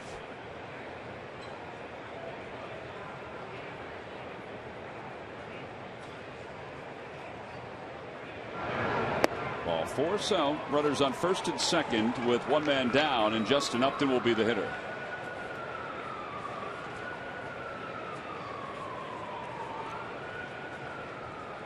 Well, it's time to take a look at our AT&T fan photo of the game. The photo comes from Jason Fiacco Jason and his son getting a chance to not only enjoy the Fanatic glasses, but also enjoy a Phillies game. Tweet your photo to hashtag #PhillyFanPhoto for a chance to be shown in an upcoming game broadcast. Brought to you by AT&T.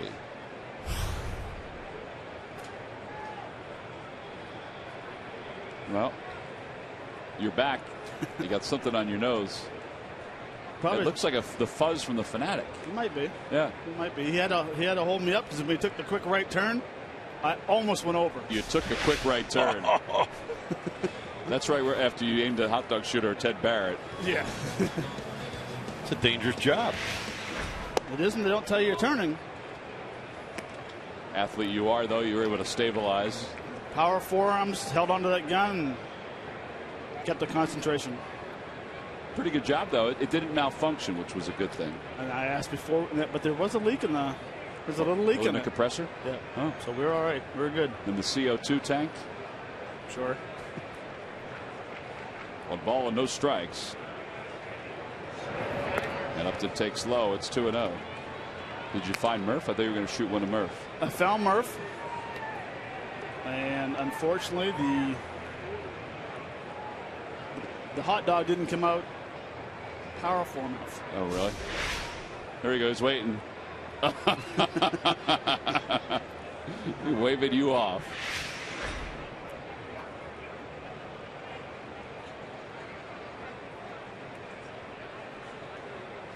Two balls, no strikes to Justin Upton.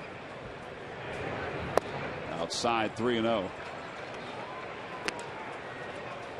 Proto's missing his arm slot here a little bit. Something's going on where he's now falling behind the last couple of hitters.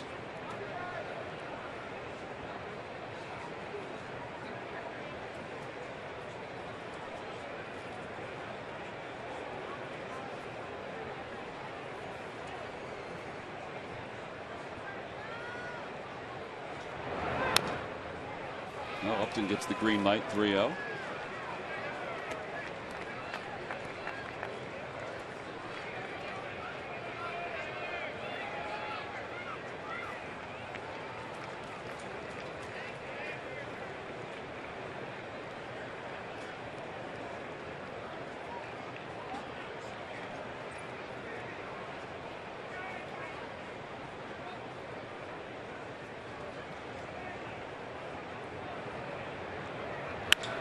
In the air to left center field. Boy, he crushed that one. Revere on the run, and it's going to be off the top of the wall. Dominic Brown will take it at the warning track. 2 runs will score, and Upton's going to pull into second with a 2-run double. And the Braves have taken a 4-2 lead. Double number 15 for Justin Upton. RBIs 43 and 44. That ball was left up in the zone, and the Phillies are fortunate that ball didn't go out of the yard. Well, I seen a pitching behind. There was a 2-seamer that came back in the middle of the plate. Jammed him just a hair. And like you said, Tom, very fortunate that ball stayed in the ballpark. Hits the wall and carry him to the left, and good job of Dominic Brown knowing that angle and being able to go over to the Xfinity sign and get it in quickly. Yeah, it hit one of the small fence on top of the main fence, and that's what caused it to misdirect.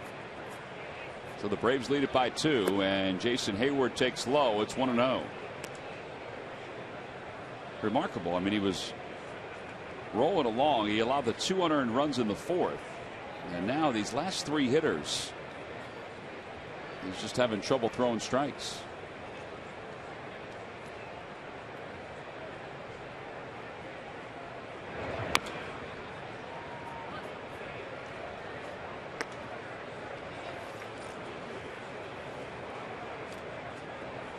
Bullpen is just getting loose. Luis Garcia, who's been added to this roster today, is the 26th man. Is out there, which means he's available for both games. Major League Baseball allows teams like the Braves and the Phils, when they have a day-night doubleheader, to add a 26th player.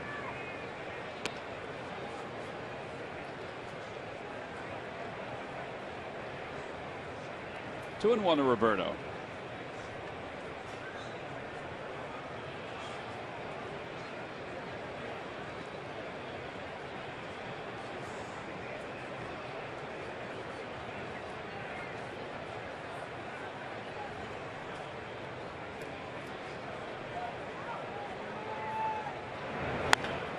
over to Howard. And Howard's got this one over to the bag. Over to third goes Upton, and there are 2 outs. Yeah, that'll bring Chris Johnson up to the plate. So 4 unanswered runs at this point for the Braves.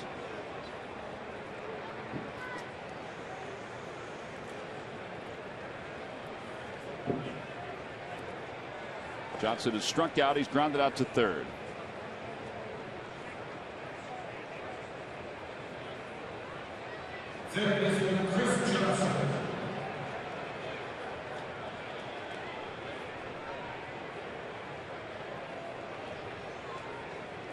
Again, here's a guy that can be very first pitch aggressive. The quality of this pitch is very important. That was a changeup that just zipped on inside. And that one looked like he got underneath of it and pushed it a little bit.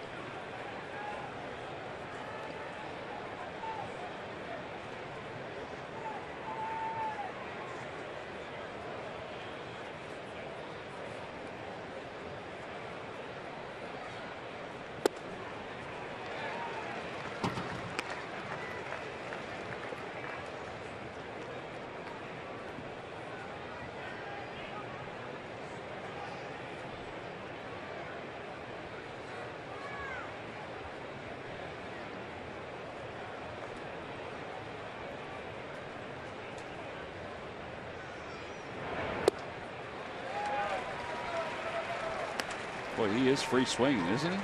Yeah, that ball looked like it tied him up inside. Looks like he wasn't sure what he wanted to do with it. It was almost like he was trying to fight it off. And it was a changeup that was inside. Right under his hands. He wasn't sure if he wanted to pull it, stay inside it. But one thing you said, Jamie, he's a very aggressive swinger. And he likes to see that fastball either lower, just knee higher, elevated a little bit higher, and he's going to swing. He doesn't go after that pitch. It's 2-2, a sinker that was in the dirt.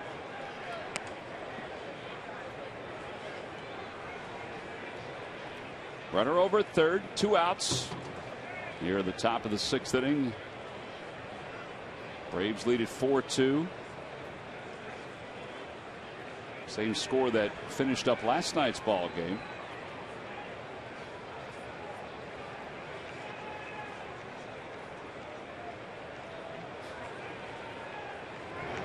Swing and a miss. He got him. They'll tag him out. Side is retired, but the Braves take the lead. A 2-run double by Justin Upton. So now as we go to the middle of the 6th, there'll be Howard, Ashe, and Dominic Brown. The Phils trailing for the first time.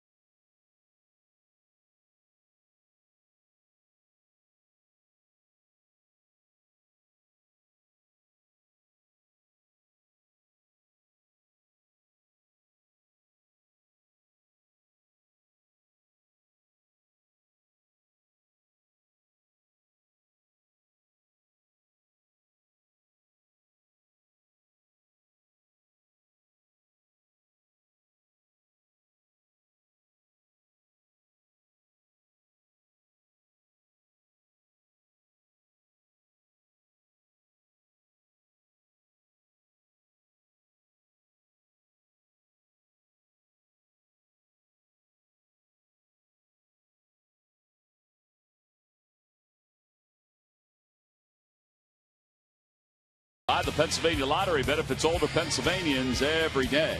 And by W.B. Mason. You can't go wrong when you buy right. Kind of quiet out at Love Park today in Philadelphia. Not so quiet here at Citizens Bank Park. Braves trail at 4-2. Braves have managed only 3 hits, but a couple of errors by Ryan Howard. And a timely 2-run double by Justin Upton have helped the Braves take this lead. So Howard will lead it off. It's Howard, Ashe, and Dominic Brown here in the bottom of the 6th inning.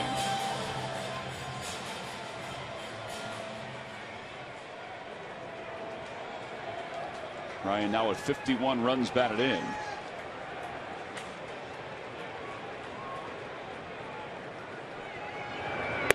Came in 4th in the league in RBIs. And it's no balls and 1 strike.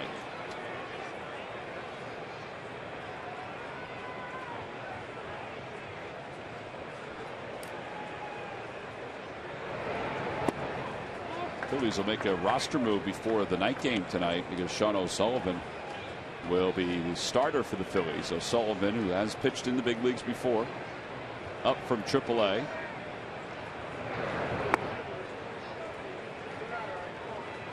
How about the couple of days he had down in AAA? So he gets pulled from his start early, and he had given up a few runs.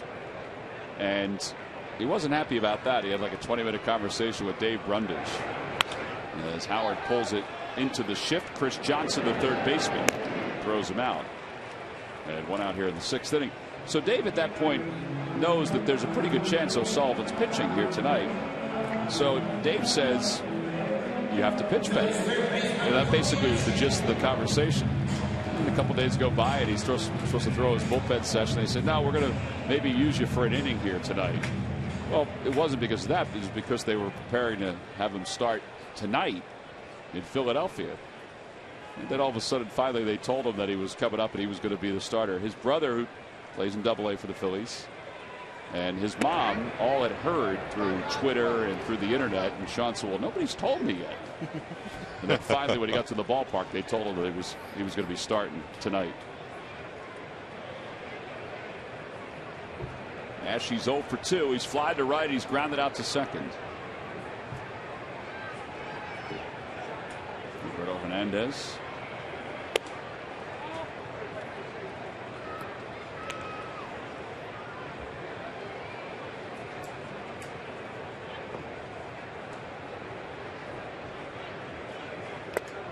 Now tip it. It's 2-1.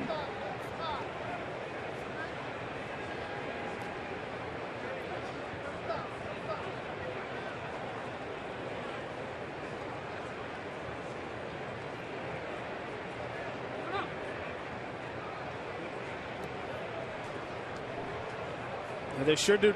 They go about it different ways of telling people being promoted from either A-ball, AA, AAA, big leagues, whatever it is. They can never just tell you that, hey, you're going up, that's why you came out of the game. Just in case something, injury-wise. But I remember I got called up from West Palm Beach to AA. They told me I was so nervous. Going from A-ball to AA. Oh, yeah. But they told you straight, right? They didn't put any kind of right. And then when I finally got the call from AAA to the big leagues, I'm like, finally. No, I didn't say that. I'm sure you thought it though. No, I wasn't. I think at the time I wasn't hitting real well. No.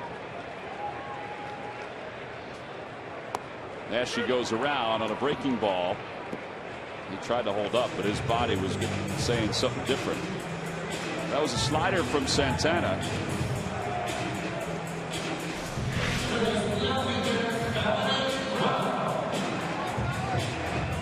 That was a good slider. It never really was a strike. And I don't know if you can really, you probably can't even keep that ball fair, even if you do make contact with it. I think Cody had set in his mind he was going to be swinging and then couldn't stop his swing. So 3 strikeouts for Santana. And now with 2 outs, Dominic Brown takes strike 1. It's 0-1. Matt, are there times as a hitter you get into certain counts or off of certain pitchers, you look for a pitch and you're swinging regardless, whether you get it or not?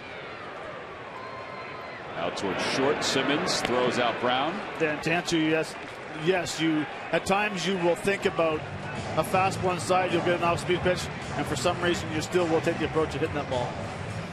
Well, we've played 6 so far. The approach right now for the Phils is to erase this 2-run deficit.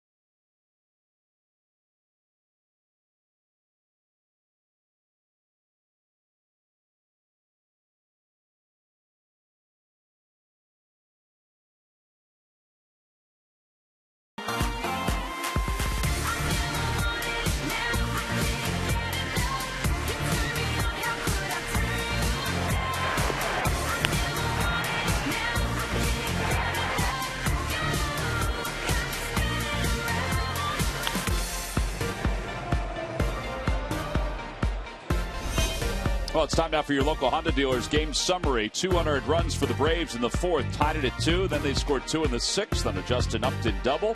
He has 3 RBIs today. Roberto Hernandez has an RBI single. He's gone 6 innings. And he'll go to work here in the 7th against Tommy La Stella, and he throws a strike. 0-1. Well, here we go again. The starter getting into the 7th inning. Now 4 runs have scored. Only 2 of those runs are earned. But we'll get back to this being more about the offense and obviously the defense with Howard's 2 errors.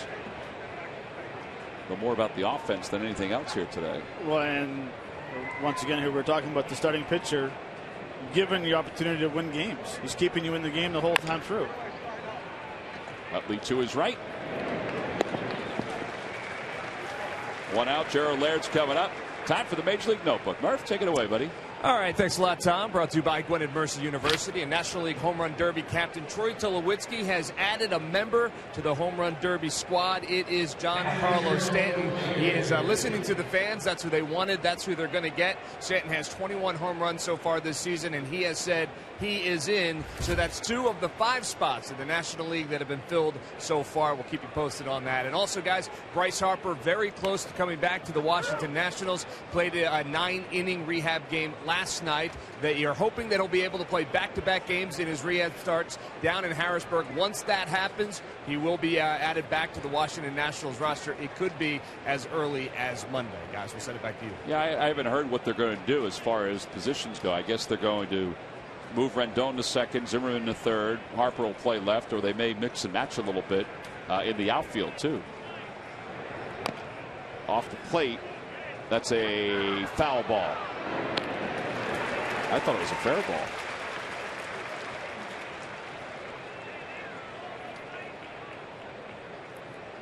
No balls, 2 strikes. Alfonso Marquez, the veteran umpire. He's a solid umpire.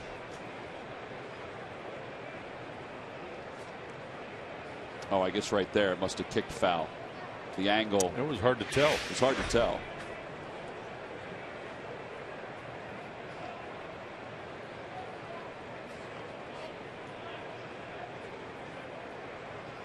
Now the 0-2 pitch. Softly to second.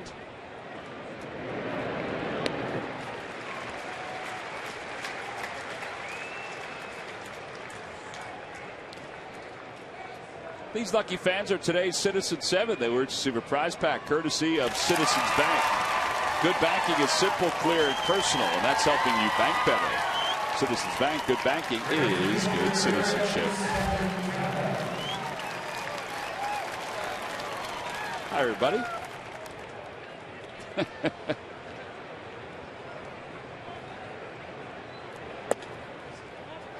What ball of those strikes?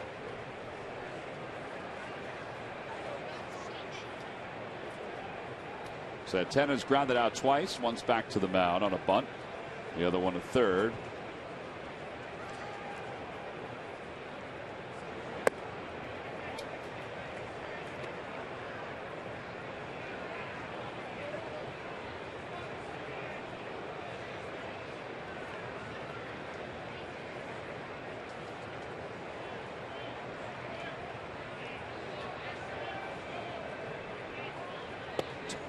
Really?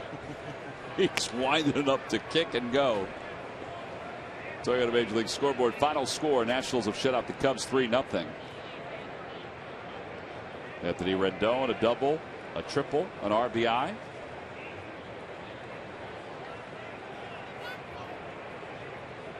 That is game 1 of a day-night doubleheader.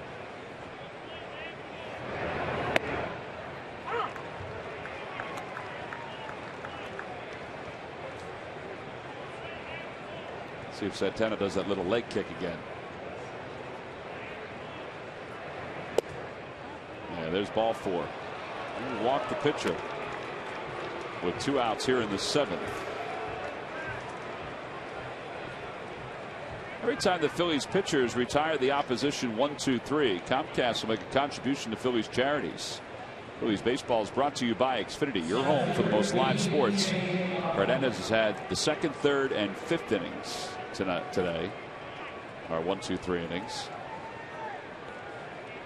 Looked like he wanted that last pitch.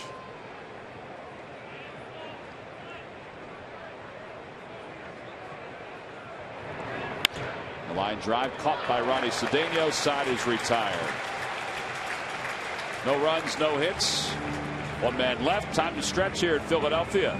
Game 1 of this day night doubleheader. So far, the Braves lead at 4-2 over the Phils.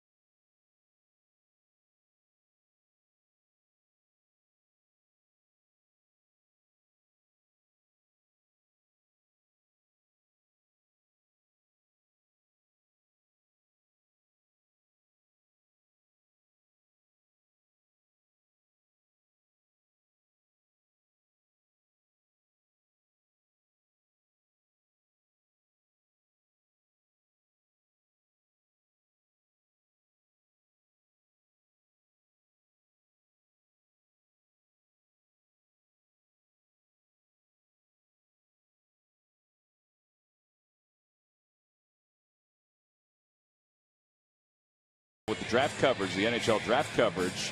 Draft was here in Philadelphia. At least the first day was coverage was outstanding. Roberto Hernandez is due to bat third here in the bottom of the 7th inning. Saturday, July 12th at 7:15 when the Phillies take on the Washington Nationals. All fans 14 and under. This is compliments of SEPTA. They get that great Fanatic beach towel. Order your tickets by going to Phillies.com.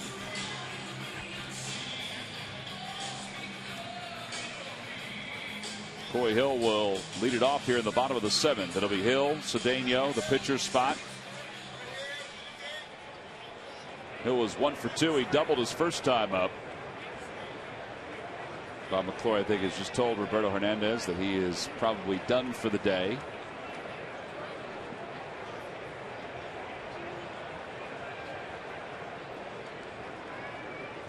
Outside, 1-0.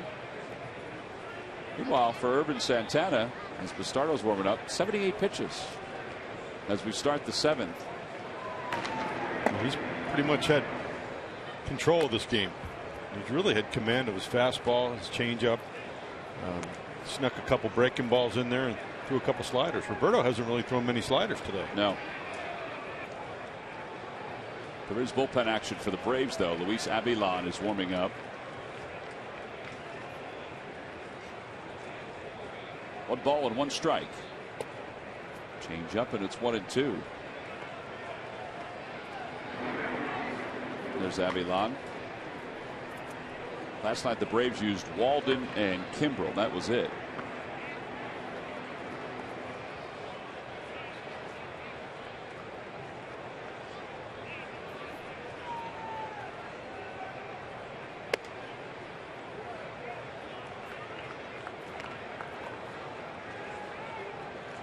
Santana's always been a pitcher, all the way back to with the Angels, was known for an average fastball, 93, 94, but a very good changeup.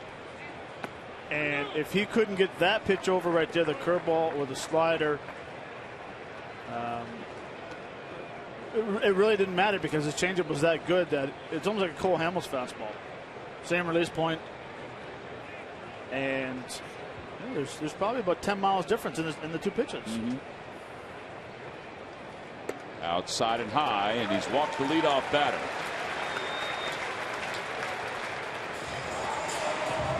A reminder, tomorrow the Phillies and the Braves will wrap up this series, and Mike Schmidt will get a chance to join us in the booth. Jamie is going to have the day off, and he'll join us in Miami. It'll be me, Matt, and Schmitty. Sundays with Schmidt tomorrow at 1:30 on Comcast Sportsnet. Schmitty's all ready to go. He knows which shirt we're wearing. He's raring to go.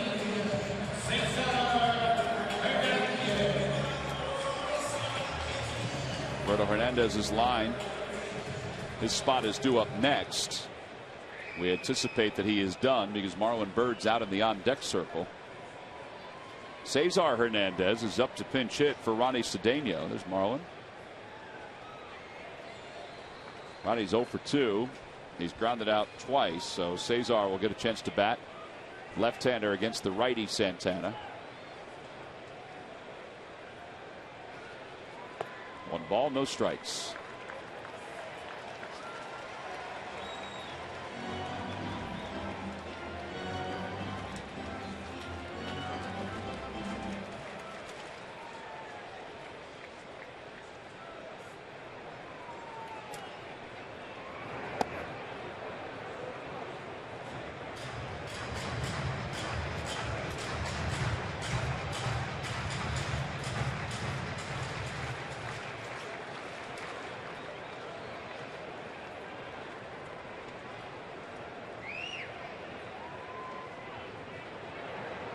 Inside, 2 balls and 1 strike. Laird will head out to the mound to talk to Urban Santana. I would think even though he's only at 86 pitches, the leash is a little short right now with Avilan throwing in the bullpen.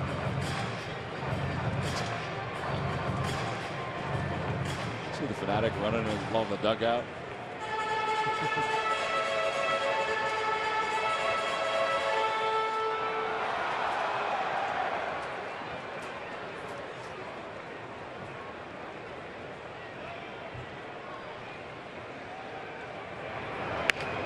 Ball foul, and it's 2-2.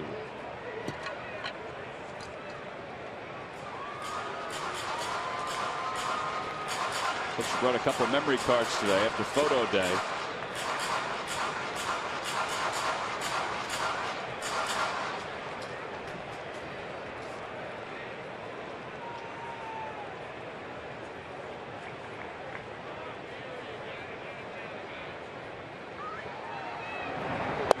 Called strike 3.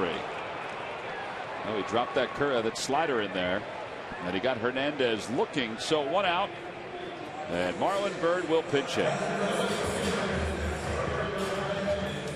4 strikeouts for Urban Santana. Looked like a pretty good backdoor slider right there.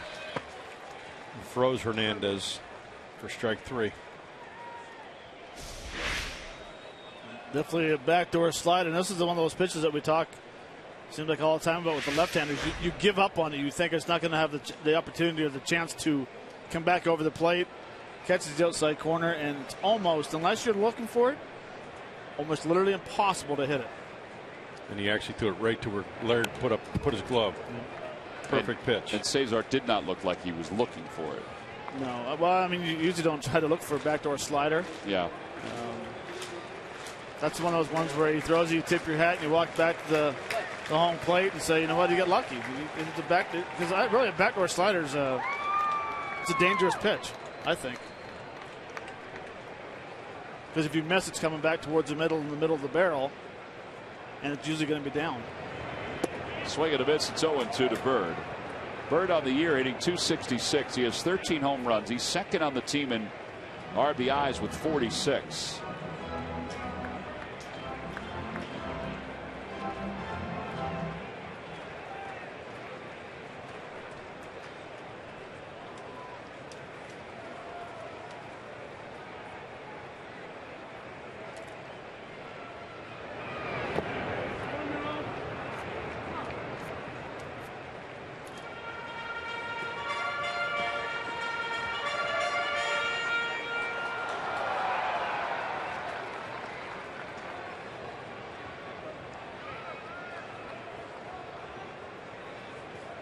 Phillies are 3-4 against the Braves this year.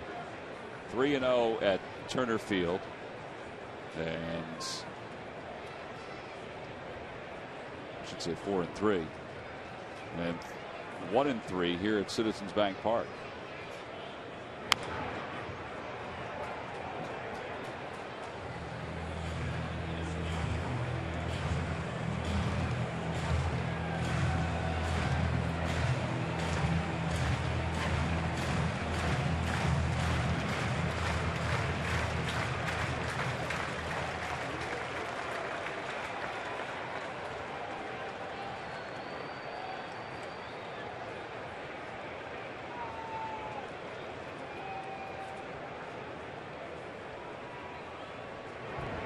Swing and a miss. He got it with a breaking pitch. So he's had a good slider these last 2 hitters. 5 strikeouts for Herbert Santana. The 2 pinch hitters have been struck out. Oh, it's all about execution, and Irving Santana is doing that right now as he's getting through the lineup here for the 3rd time, including 2 pinch hitters. Well, now the top of the order, Ben Revere will be the hitter. Revere is 1 for 3.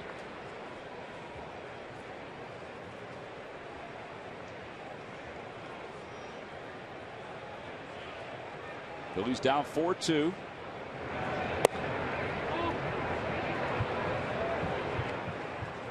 He just asked if that pitch was low.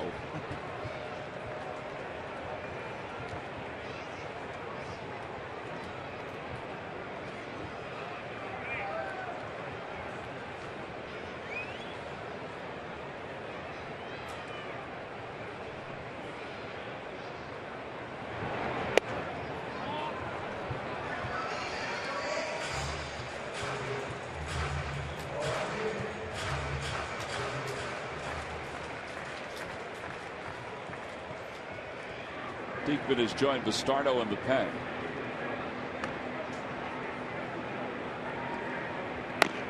And that one's pulled into right field, a base hit. Hill's going to be over to third. Ben Revere's thinking 2. He's going for 2. The throw comes to Freddie Freeman. Second and third with 2 outs. Excellent base running by Ben Revere, because now the tying run is also in scoring position with Tony Gwynn coming to the plate.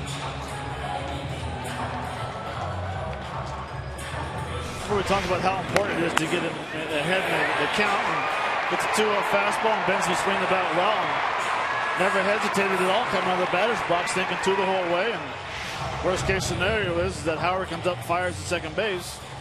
You just backtrack to first base, but he made the decision. Well, Freddie Gonzalez has also made a decision here. He's going to go with the left-hander, Luis Avilan. Avilan's coming down the stairs. So Herbert Santana's day is done. The Phillies are going to counter with John Mayberry. He's already out of the on-deck circle. So a pitching change, pivotal point in this ball game. The Phillies have 2 runners on. They trail it by 2.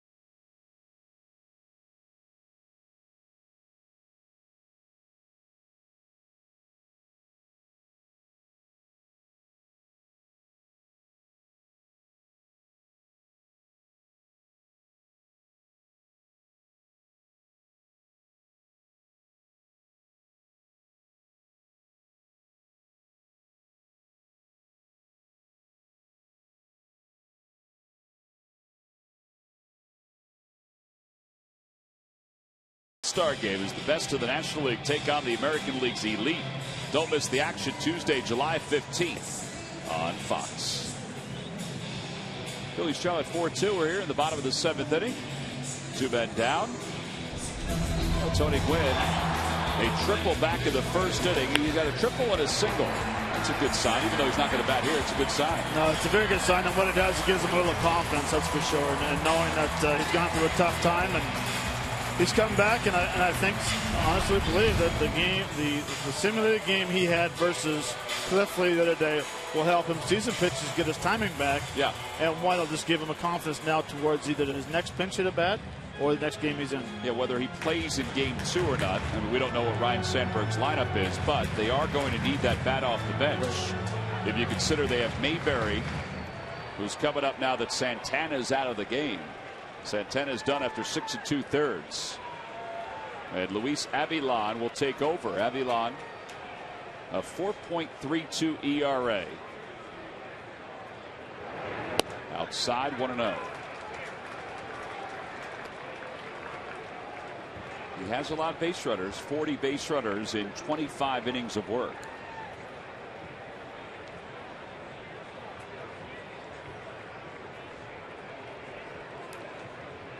One ball, no strikes. Chopper over to third. Big hop for Chris Johnson. And the Braves get out of it here in the 7th. Phillies leave a couple more, so they've left 6 through the first 7 innings. Irvin Santana's line is complete. We'll go to the 8th.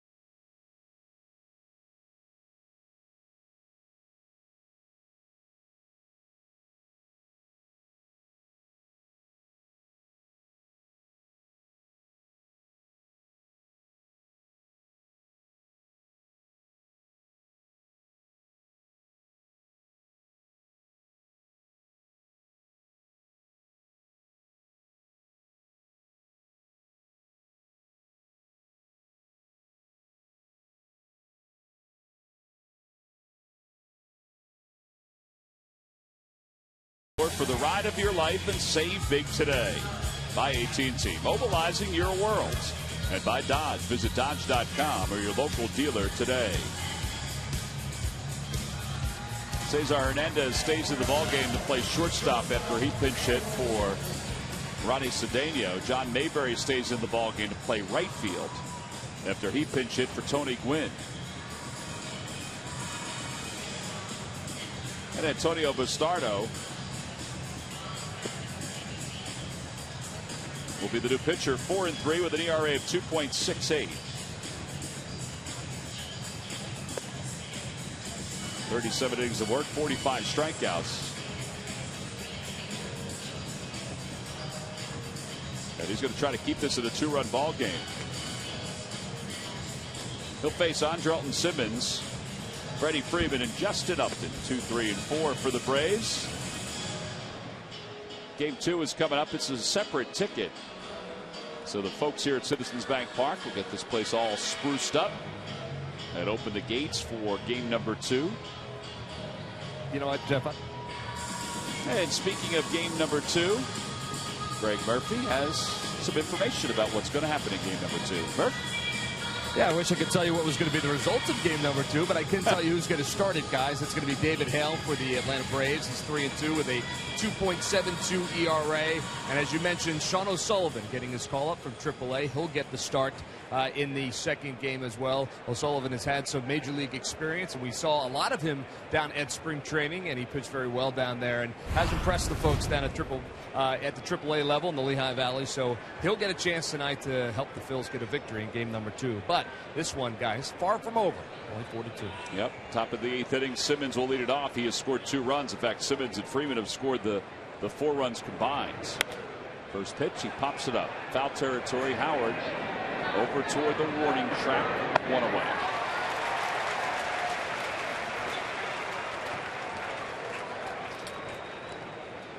Yeah, the Phillies will have to make a roster move to put O'Sullivan on the 25-man roster and the 40-man roster. That'll happen in between games of this day-night doubleheader. And now Freddie Freeman.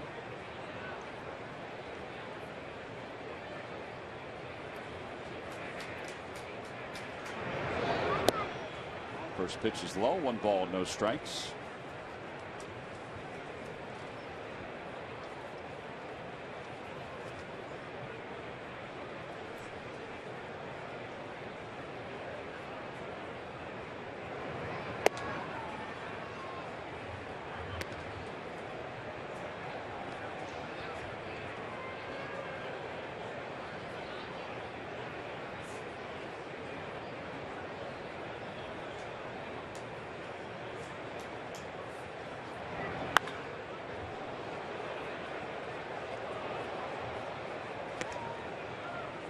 Two balls and 1 strike. That ball was smoked into the crowd over there. It was, and hopefully it didn't hit nobody over there. But that's what I think where you have to pitch Freddie Freeman is in, but it can't be. It has to be up a little bit in the zone.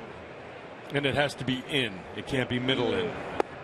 Well, that one just missed off the outside. I think corner. he looks out over the plate and he tries to cover the ball in based on that swing right there and that foul ball. And also our vantage point above.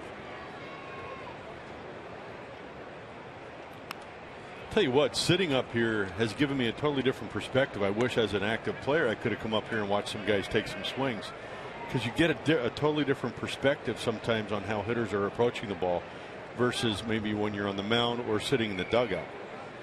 I really do. And like I said, I just made a point about Freddie Freeman. It looks like he goes out to cover the ball out over the plate and then comes across it with the ball in. There's ball 4. It's the first walk in 11 2/3 innings for Bastardo. And a base runner for the Braves.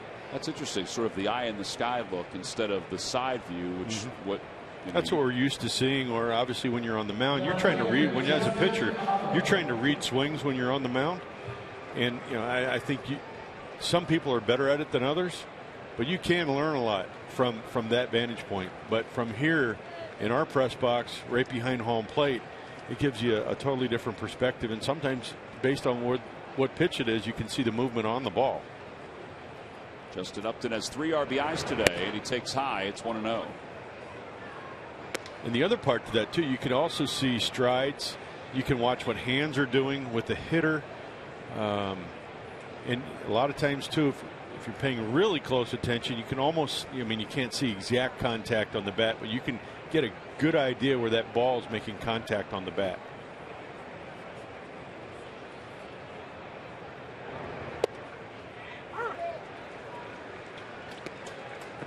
Phillies bottom of the 8th inning. It'll be Utley, Howard, and Ashe. First, though, Bastardo trying to get the last couple of outs there in the top of the 8th.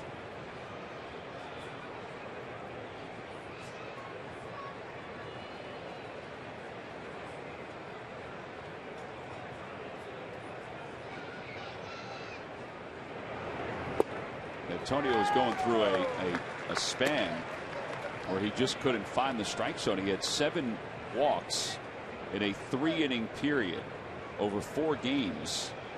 It seemed like those 4 games lasted 3 weeks, but it was the 28th, 29th, 30th, and 31st of May.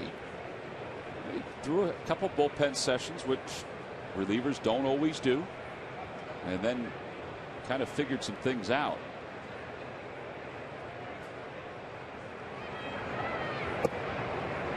I have found over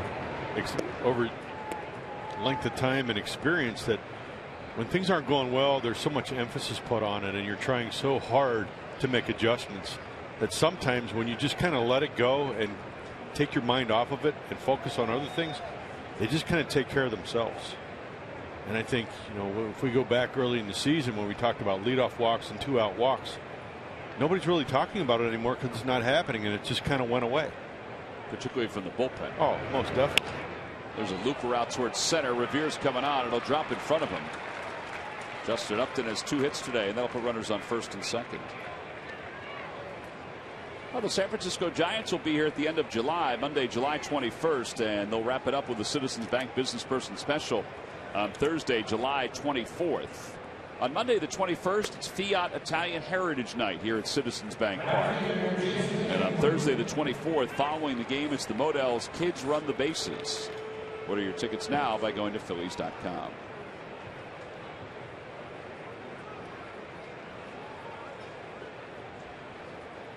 Runners on first and second, and Jason Hayward, who's 0 for 3. 3 ground ball outs, will be the hitter. 2 for 15 against Pistardo during his career.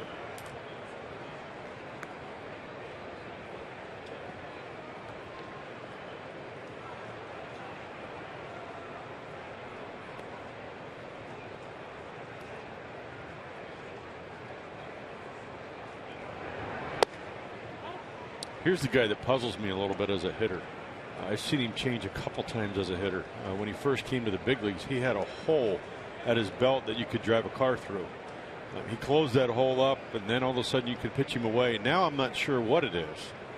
You know, sometimes you see him take really good swings at balls in and drive them, and then other times you see him cover that ball away, or cover the ball up that's up and away that he sometimes didn't touch either. So, and again, he's played a couple different roles. We saw him the other week. He was a leadoff hitter. Now he's hitting in the middle of the lineup, actually in the 5-hole, and he's now becoming a different hitter. He was their leadoff hitter for quite some time, and they decided to move him down into the middle of the order because they wanted to get some more production, sort of power production. Lefties have puzzled him though this year. He's hitting just 179 against left-handed pitching. And he used to really struggle with the changeup, especially left on left. 2-1 pitch coming to Hayward. Bastardo's missing outside, way outside here. And he's asking Coy Hill to come out.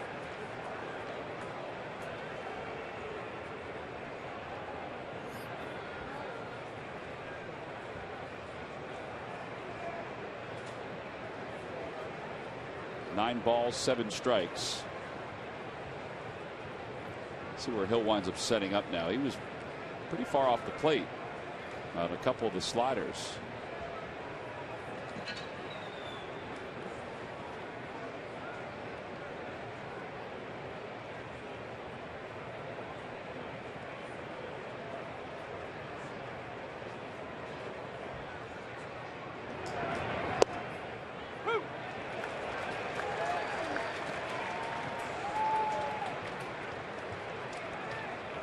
Toyota Major League Scoreboard, the A's and the Marlins are just underway, and the A's have taken a 4-0 lead. Brandon Moss, 2 RBIs. Eovaldi's allowed 5 hits and 4 earned runs in that first inning. And there's ball 4. So 2 walks in the inning. The bases are now loaded.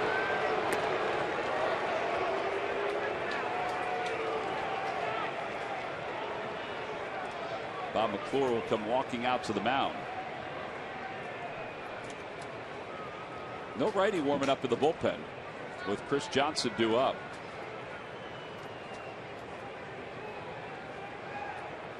This is not what Bastardo's been lately. He had gone 11 2/3 without a walk, and now he's walked 2 in this inning. Yeah, I'm not sure I like this matchup right here with a low ball hitter and Antonio not necessarily being a low ball pitcher and struggling with his command right now. Although Chris Johnson is a low ball hitter, I think he's a good mistake hitter as well. After the ballgame, Phillies postgame live presented by Cure Auto Insurance. Phillies and the Braves have a day-night doubleheader here, so Ben Davis is going to break down this first ball game, talk about Roberto Hernandez, talk about probably this situation here, particularly if Bastardo is able to get out of it.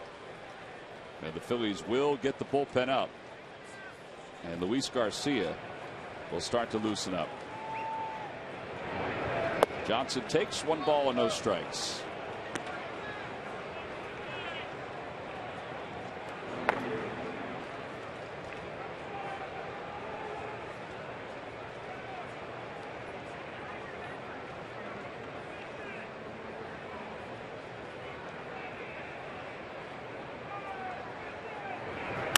Ground ball toward the hole, into left field, a base hit. 1 run is in. They put the stop sign up for Justin Upton. And it's a 5-2 ball game. RBI single for Chris Johnson.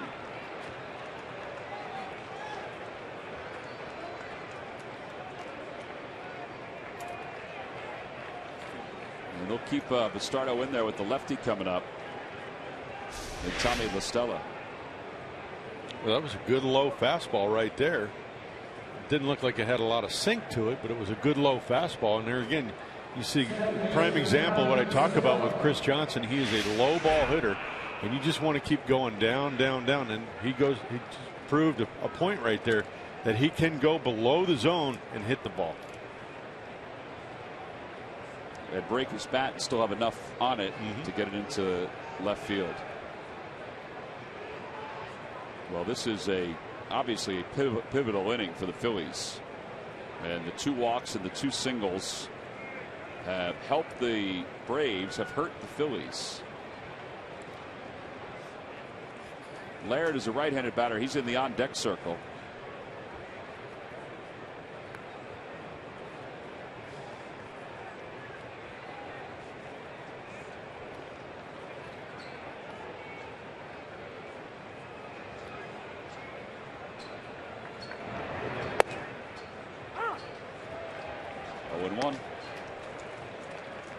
It's one of the pitches he hasn't been able to get over here. In the previous series, we saw Estella really struggle with the ball up, especially in. And I think he's another low ball hitter. 0-2. That pitch was up and in.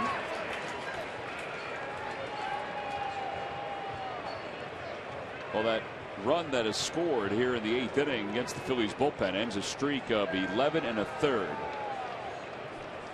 without allowing a run.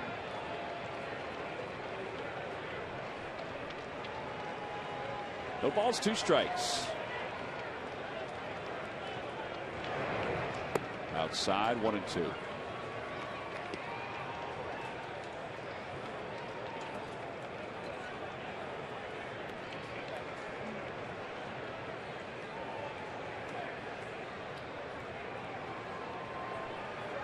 Phillies will set up to try to turn 2.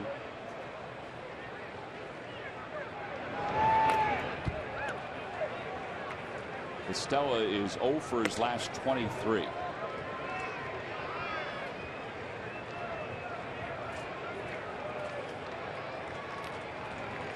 Be nice to see them throw that high fastball, Jamie. Like you said, he has a hard time making contact at it. And no ball, 1 strike. He threw the high fastball by him. He stepped out and asked if it was a strike. So go back there again. Not there. There's a liner out toward right center field. That'll split the gap and go all the way to the wall. This is going to clear the bases for the Braves. La Stella's on his way to third. It's a 3-run triple, and the Braves have busted this open. It's an 8-2 ball game.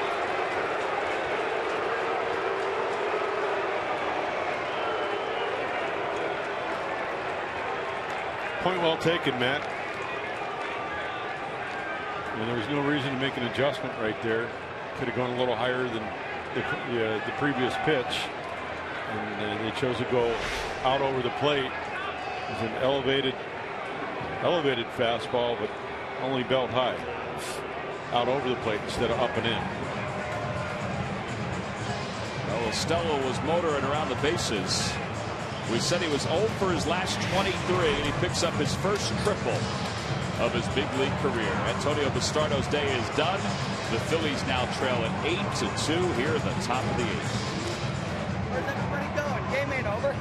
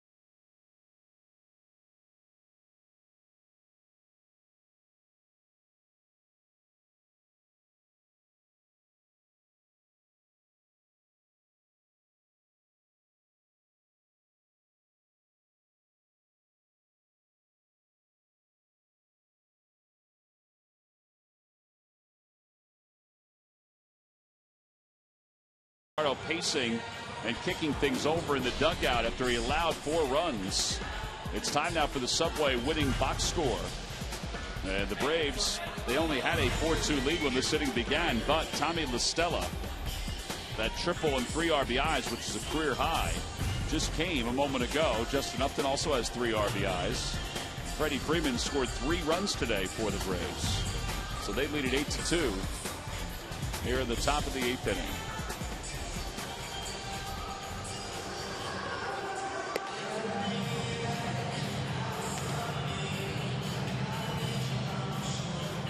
Antonio very rarely, you guys played with him, very rarely shows any kind of emotion that we can see. So here's Garcia, whose numbers were outstanding. As we mentioned, the last time he was up in AAA, 21 games, a 0.38 ERA. And he's on to face Gerald Laird. With a runner at third, the infield is in. Down by 6. And there's a wild pitch, and La Stella will score.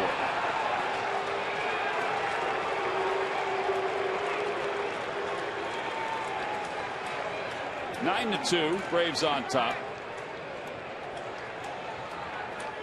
No chance for Coy Hill on that one. No chance at all. I guess that'll close the book on Bastardo's outing for today. Well, it will. Fastball away, and it just almost like a cut fastball. Held on to it a little bit too long, maybe? Yeah, a little bit.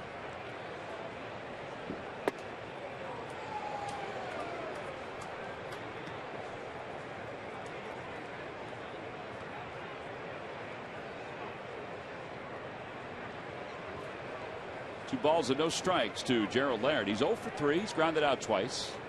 And he's popped out to second.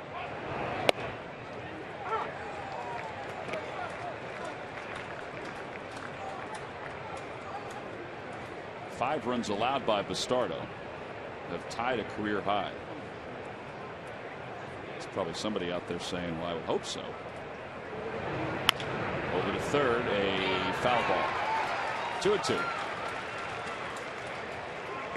But those 5 runs are in a third of an inning. Third of an inning in what was a 2-run ball game. I mean, the Braves came in with 4 runs on 3 hits. Yeah, this has not been a pretty ball game at all for the Phillies. Well, back to when they scored the 2 runs in the 4th. The other side to that is, Bastardo's throwing the ball so well over these last couple weeks. Now all of a sudden it makes kind of puts a blemish on all that. You know, that this one outing, all that hard work you put in, you know, it kind of neutralizes everything. 3 balls and 2 strikes to Laird.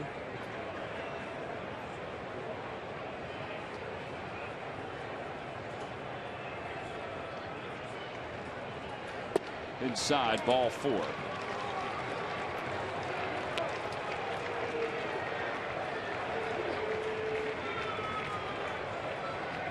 And Avilan will bat here in the top of the 8th.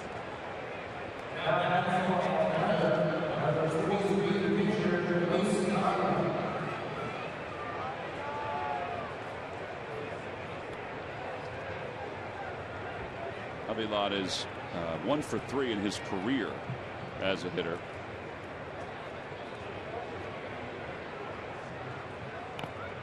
And he bunts it foul, and it's 0-1.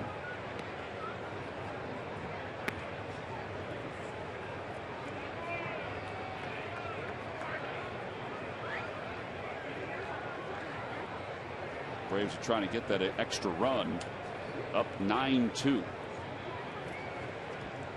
They're basically just trying to keep Avilan in this ball game.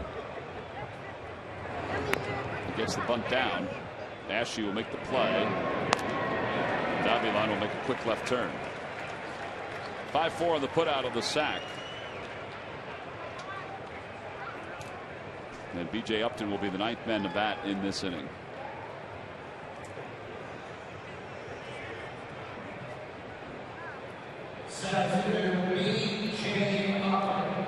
Well, we've seen a lot of these kind of games this year, unfortunately, these quiet, sort of low energy kind of games where there's miscues from time to time, and we've had them here today. And you're going to have them over the course of the season, but it's when you can minimize them. And, you know, again, you're playing a stretch of a lot of games, a lot of games in your own division, and right before the All-Star break, here's where you can make a big impact on how you're getting into the second half of the season. If you think you have a chance to be in the race. I mean, the Phillies were 5 out coming into today. Braves were tied for first with the Nationals.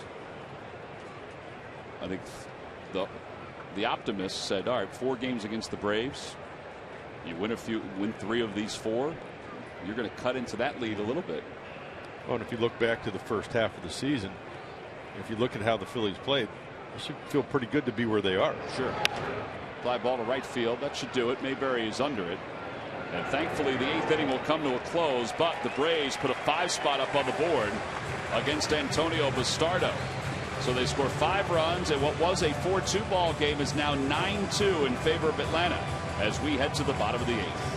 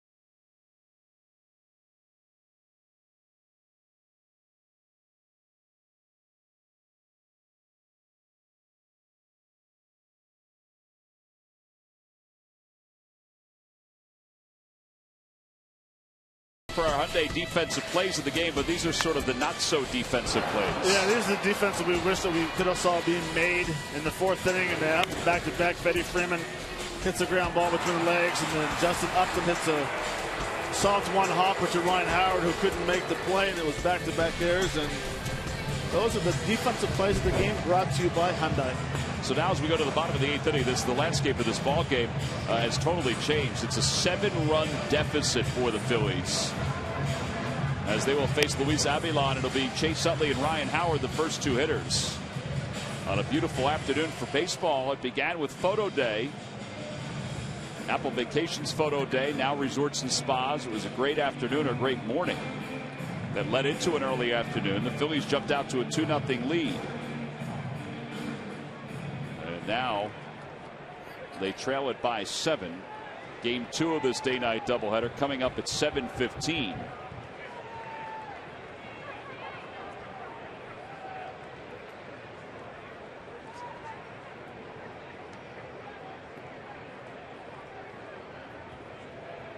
Utley today is 0 for 3.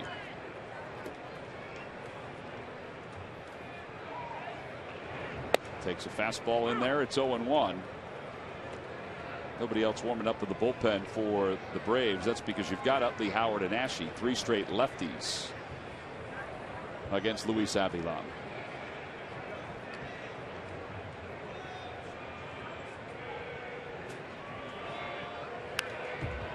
Oh, 0-2.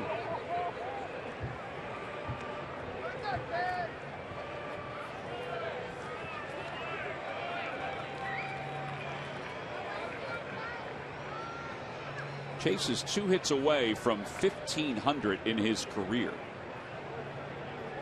He's hitless here this afternoon.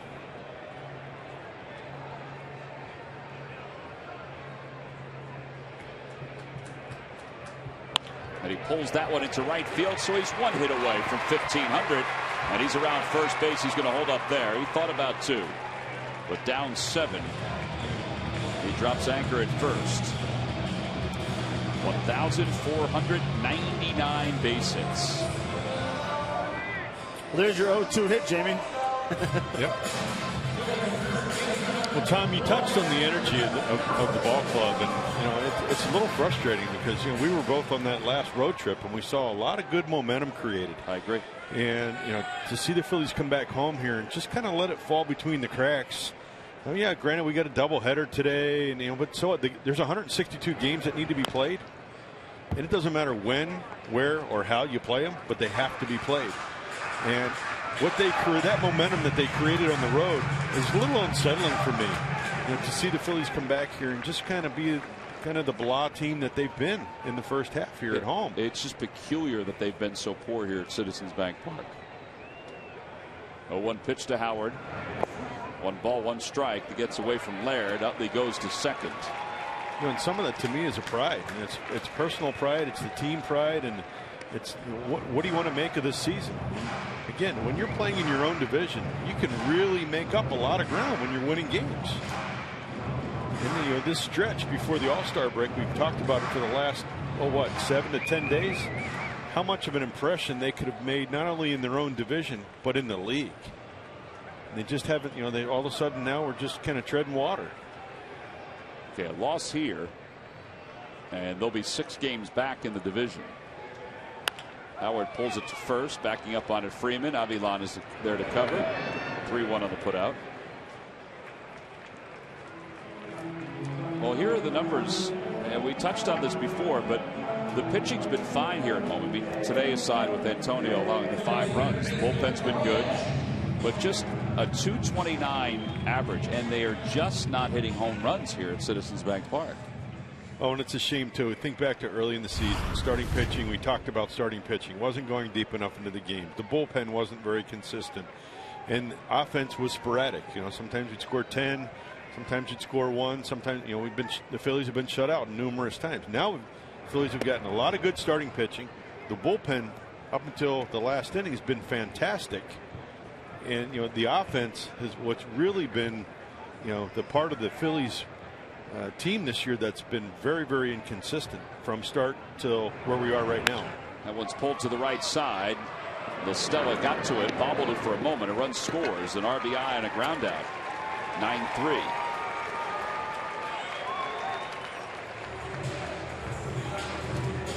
And Dominic Brown is coming up.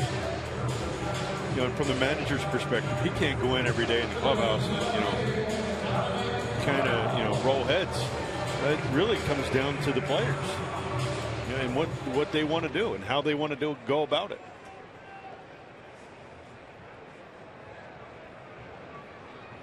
Brown is 0 for 3. He's grounded out twice. He's flied out to center.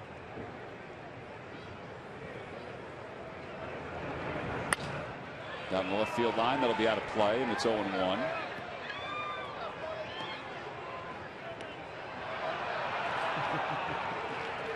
That ball was trickling every which way. No, that fan had it in his hand, put his hand up to celebrate. Ball slipped out of his hand and went right into another gentleman's hand. Did he give it to him? The guy that caught it off the bobble? Off the bobble, kept it. I guess all is fair. 0-2 to Brown.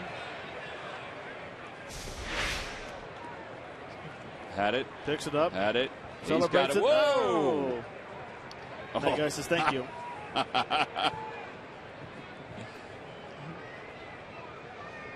And that first guy walked up the steps quite unhappy. Look at everybody looking at him. Look at it. He's trying to state his case.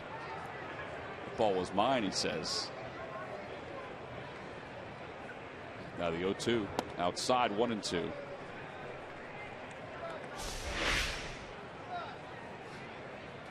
Look at everybody saying something. Look at the lady. Oh.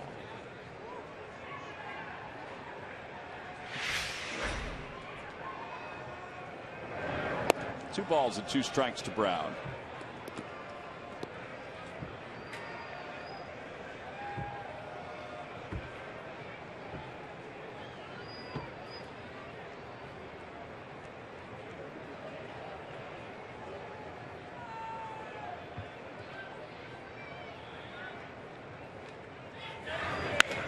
Hit sharply past LaStella, a base hit for Brown. 2-out single here in the 8th. LaStella had been shaded over toward the hole, and Coy Hill will come up for the 4th time today.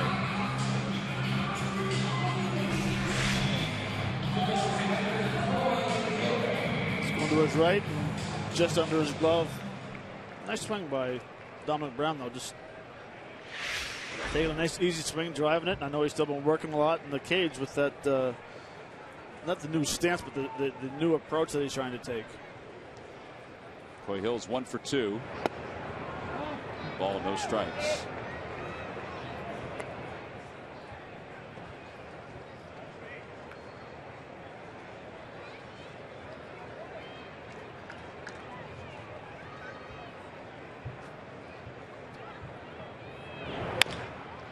Left side, Simmons backhands and gets it there in time. Boy, he's got a strong arm.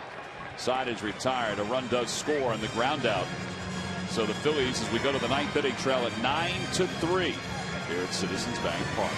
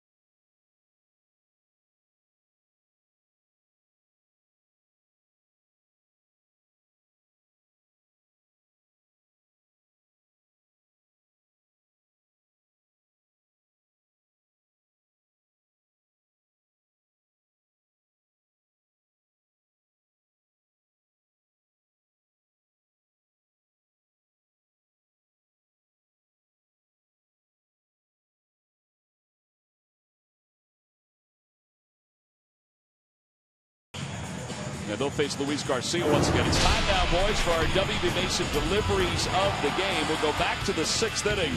And this is Upton. This ball's up in the zone, and Upton just doesn't miss it. Yeah, and that's a guy that you let him extend his arms on pitches out there. That's exactly what he'll do, that kind of damage off the wall. You know, and drives in a couple runs. And here again, Antonio Bastardo elevates a pitch to La Stella, and he drives in 3. And that's pretty much where we are right now. And again, it's the quality of pitches. Those are the W.B. Mason deliveries of the game. All right, so Luis Garcia will finish the 9th inning here. He'll start the 9th inning, I should say. And he'll do so against Simmons, Freeman, and Upton. Again, game 2 of this day-night doubleheader scheduled for 7:15. Tickets are still available. Fireworks will follow afterward. Sponsored by Xfinity. Last 2 nights of fireworks have been great. There was a huge crowd outside the stadium yesterday for the fireworks. Matt, did you stay and light the fireworks off to get them started? Nope, I didn't. They seemed longer last night. They really did. I mean, they're the same length each night, but they did seem longer. I think there was a little longer time in between getting the fans to the sections, outside for safety the foul reasons. Exactly. Inside 2-0.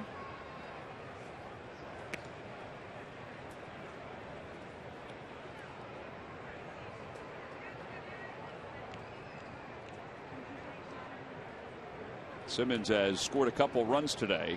He's walked, he's singled, hit it to a fielder's choice in the 6th. And he popped out his last time up. That began the 8th, and everything seemed to be okay for Antonio Bastardo.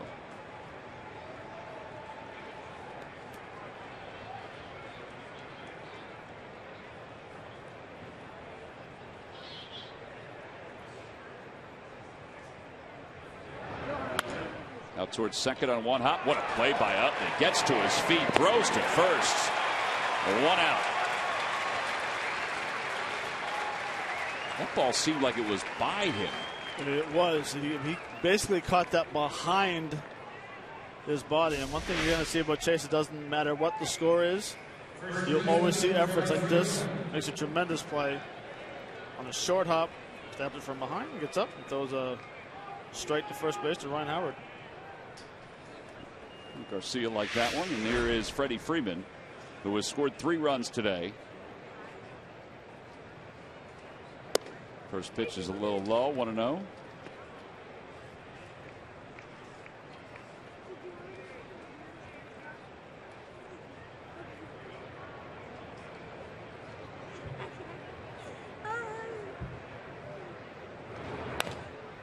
He whacks it foul, and it's 1-1.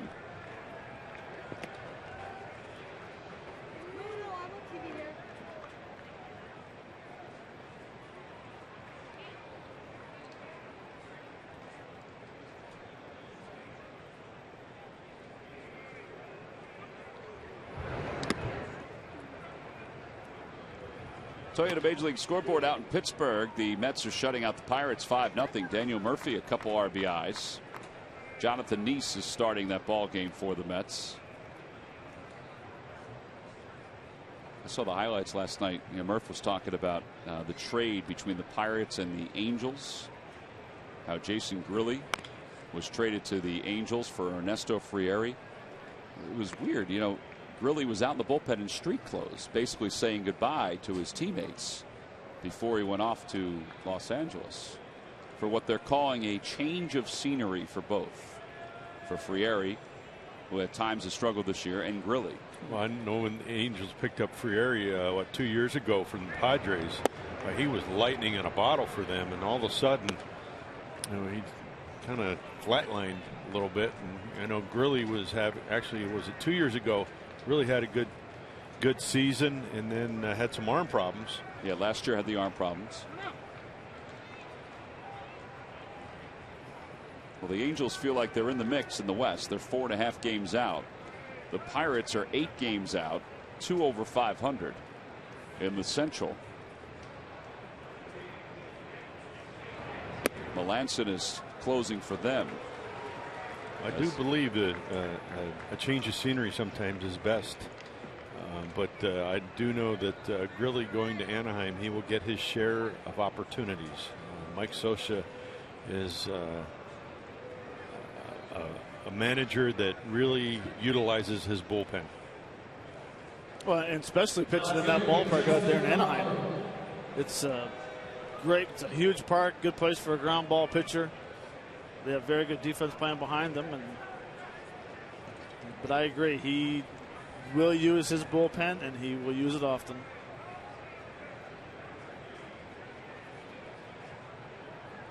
Upton has 2 hits today, 3 RBIs.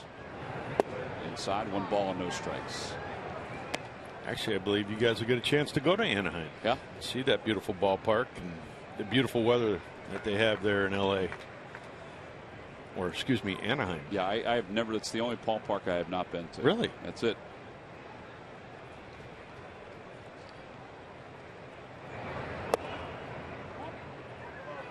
Two balls and no strikes. It's different. I mean, it's an area where they have the rocks in left center. Yeah. Which I thought was a distraction at time hitting.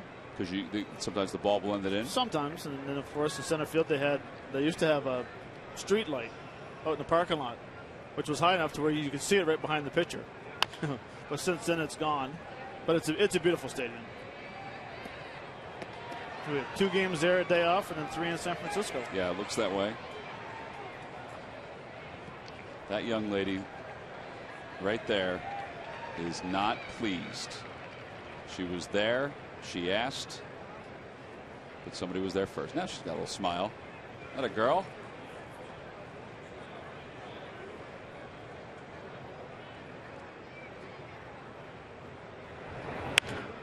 A spitter towards second. They'll get 1 here. And it's Upton. So up to second base goes Freeman. 2 outs here in the 9th. And Jason Hayward will be the batter. You see the difference on location and pitches there in 3 of his at-bats. His 3 previous at-bats, 2 balls were in. Unfortunately, Ryan had an error on 1 of them, but that ball right there, he was jammed. And the other at-bat where he hit the ball off the left center field wall was out over the plate. But you can tell here the ball jams him horribly, and that ball that he hits to chase has really no life to it. It's just got a lot of spin to it. Hayward is 0 for 3. Breaking ball that missed. It's 1 ball and no strikes.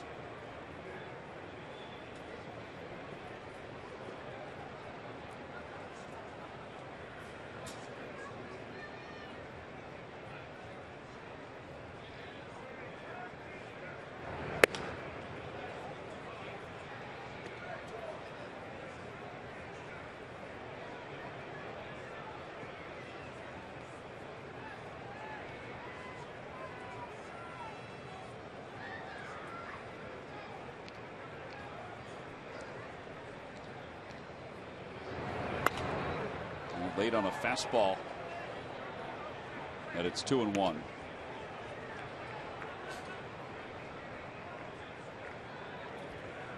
That ball went rolling along the seating area after it was smoked right past the hand of a gentleman. Really had no chance. That ball was hit hard.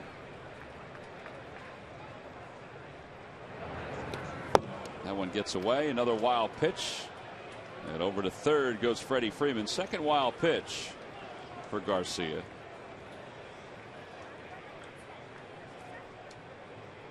And it's 3 balls and 1 strike.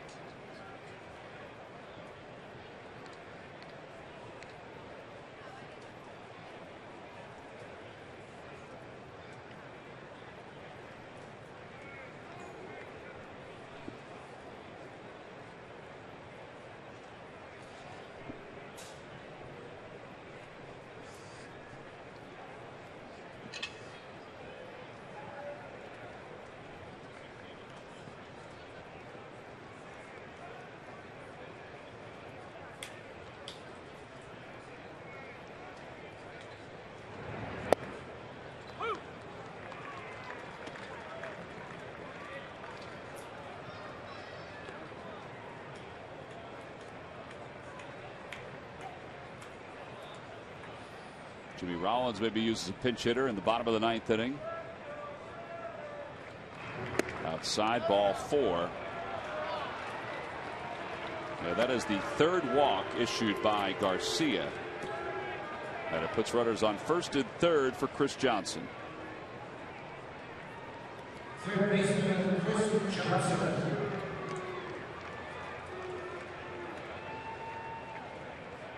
Chris Johnson singled his last time up. It was an RBI single. He also scored a run. He scored on the triple by LaStella.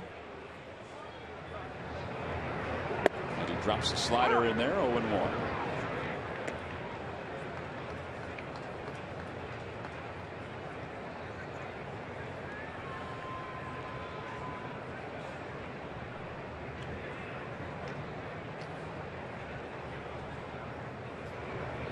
Another slider, 0-2.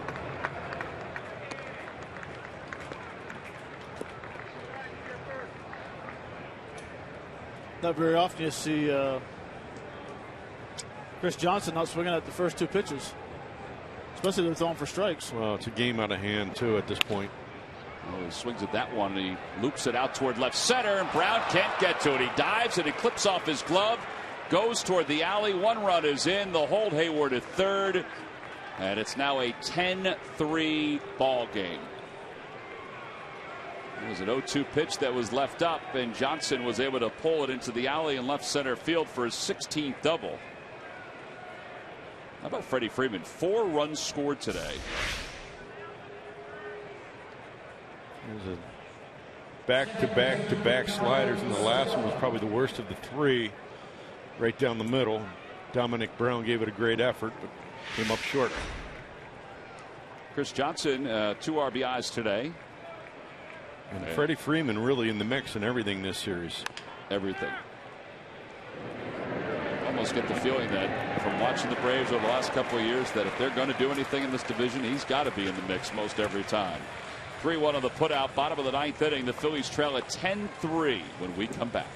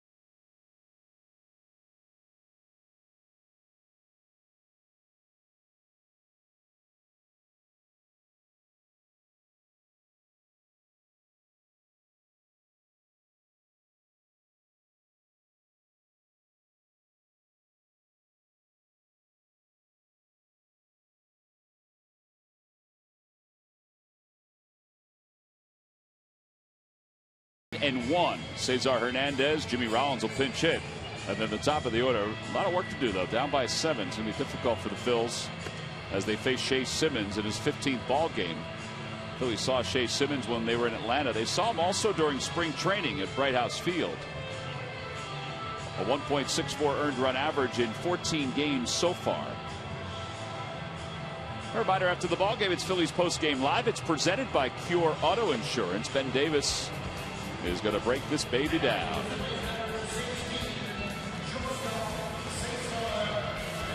Really totally different, 2 totally different games. Phillies up 2-0 going into the 4th. 2 errors by Howard led to 2 unearned runs that tied it, and then a 2-run double in the 6th inning. And this baby was blown open with 5 in the 8th by the Atlanta Braves.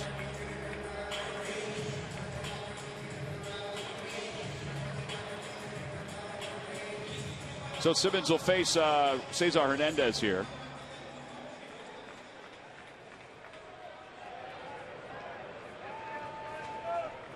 Cesar struck out looking as a pinch hitter his only time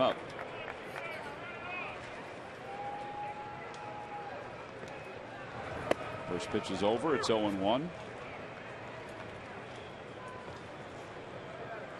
It's amazing how quick that top of the 8th, those 5 runs came in. Base walk, single, triple. 5 runs, wild pitch. Yeah, I think you guys know this too. The big key today is that the Braves have had some timely hits. Throughout. Swing and a miss, one away. Well, that was a quick at bat for Cesar Hernandez. And here comes Jimmy Rollins. Rollins pitch hitting here.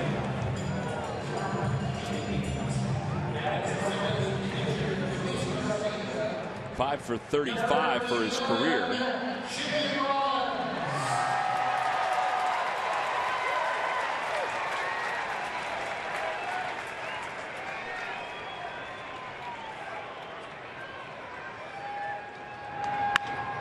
Popped him up. Out to shallow left. And there are 2 outs.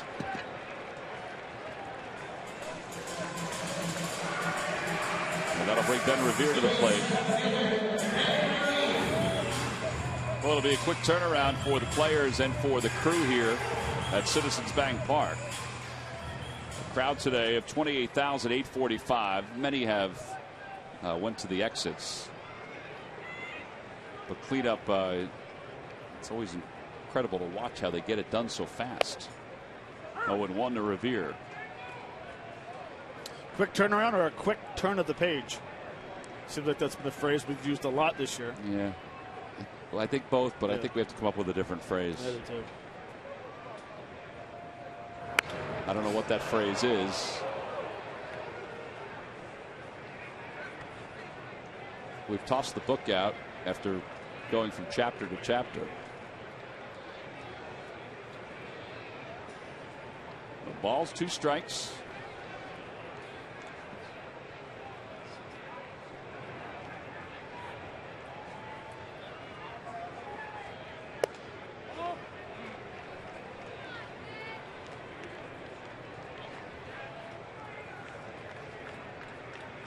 Ben's got 2 hits today. He's got 5 hits in the series. 5 for 8. And the 1-2 pitch. Little tapper right in front of the plate. That is a fair ball. He is out. 2 unassisted.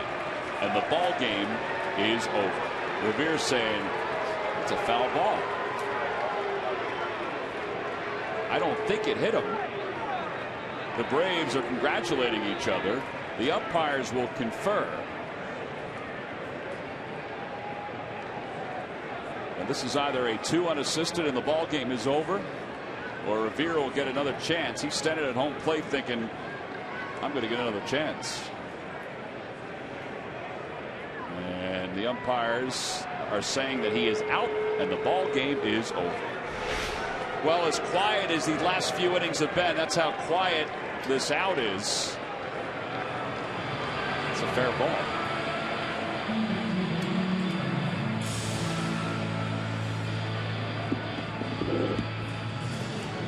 Two unassisted play right there. 2 unassisted. Laird applies the tag. So the Braves have taken the first 2 games of this series, and they take game 1 of this day-night doubleheader. The final score, the Atlanta Braves 10 and the Phillies 3. Our Chevy player of the game is Irvin Santana. Boys, 6 2/3, 7 hits. He kind of relaxed his way through this ball game. Yeah, he did, and early in the game he gave up an early run, but he settled down by going out and really using his fastball and his changeup, mixing in the curveball here and there, getting ground balls. But the thing is that he's the type of guy that's been around for quite a while, and when he knows he has to change from throwing the curveball to changeup and using the different pitches, he knows when to drop in the curveball back door. He had good command of the slider tonight. Yeah, with the victory, he is now over the 500 mark at 6-5, and the Braves still tied for first place in the National League East, 42-38. Along with the Washington Nationals. We'll be back to wrap it up from Citizens Bank Park right after this.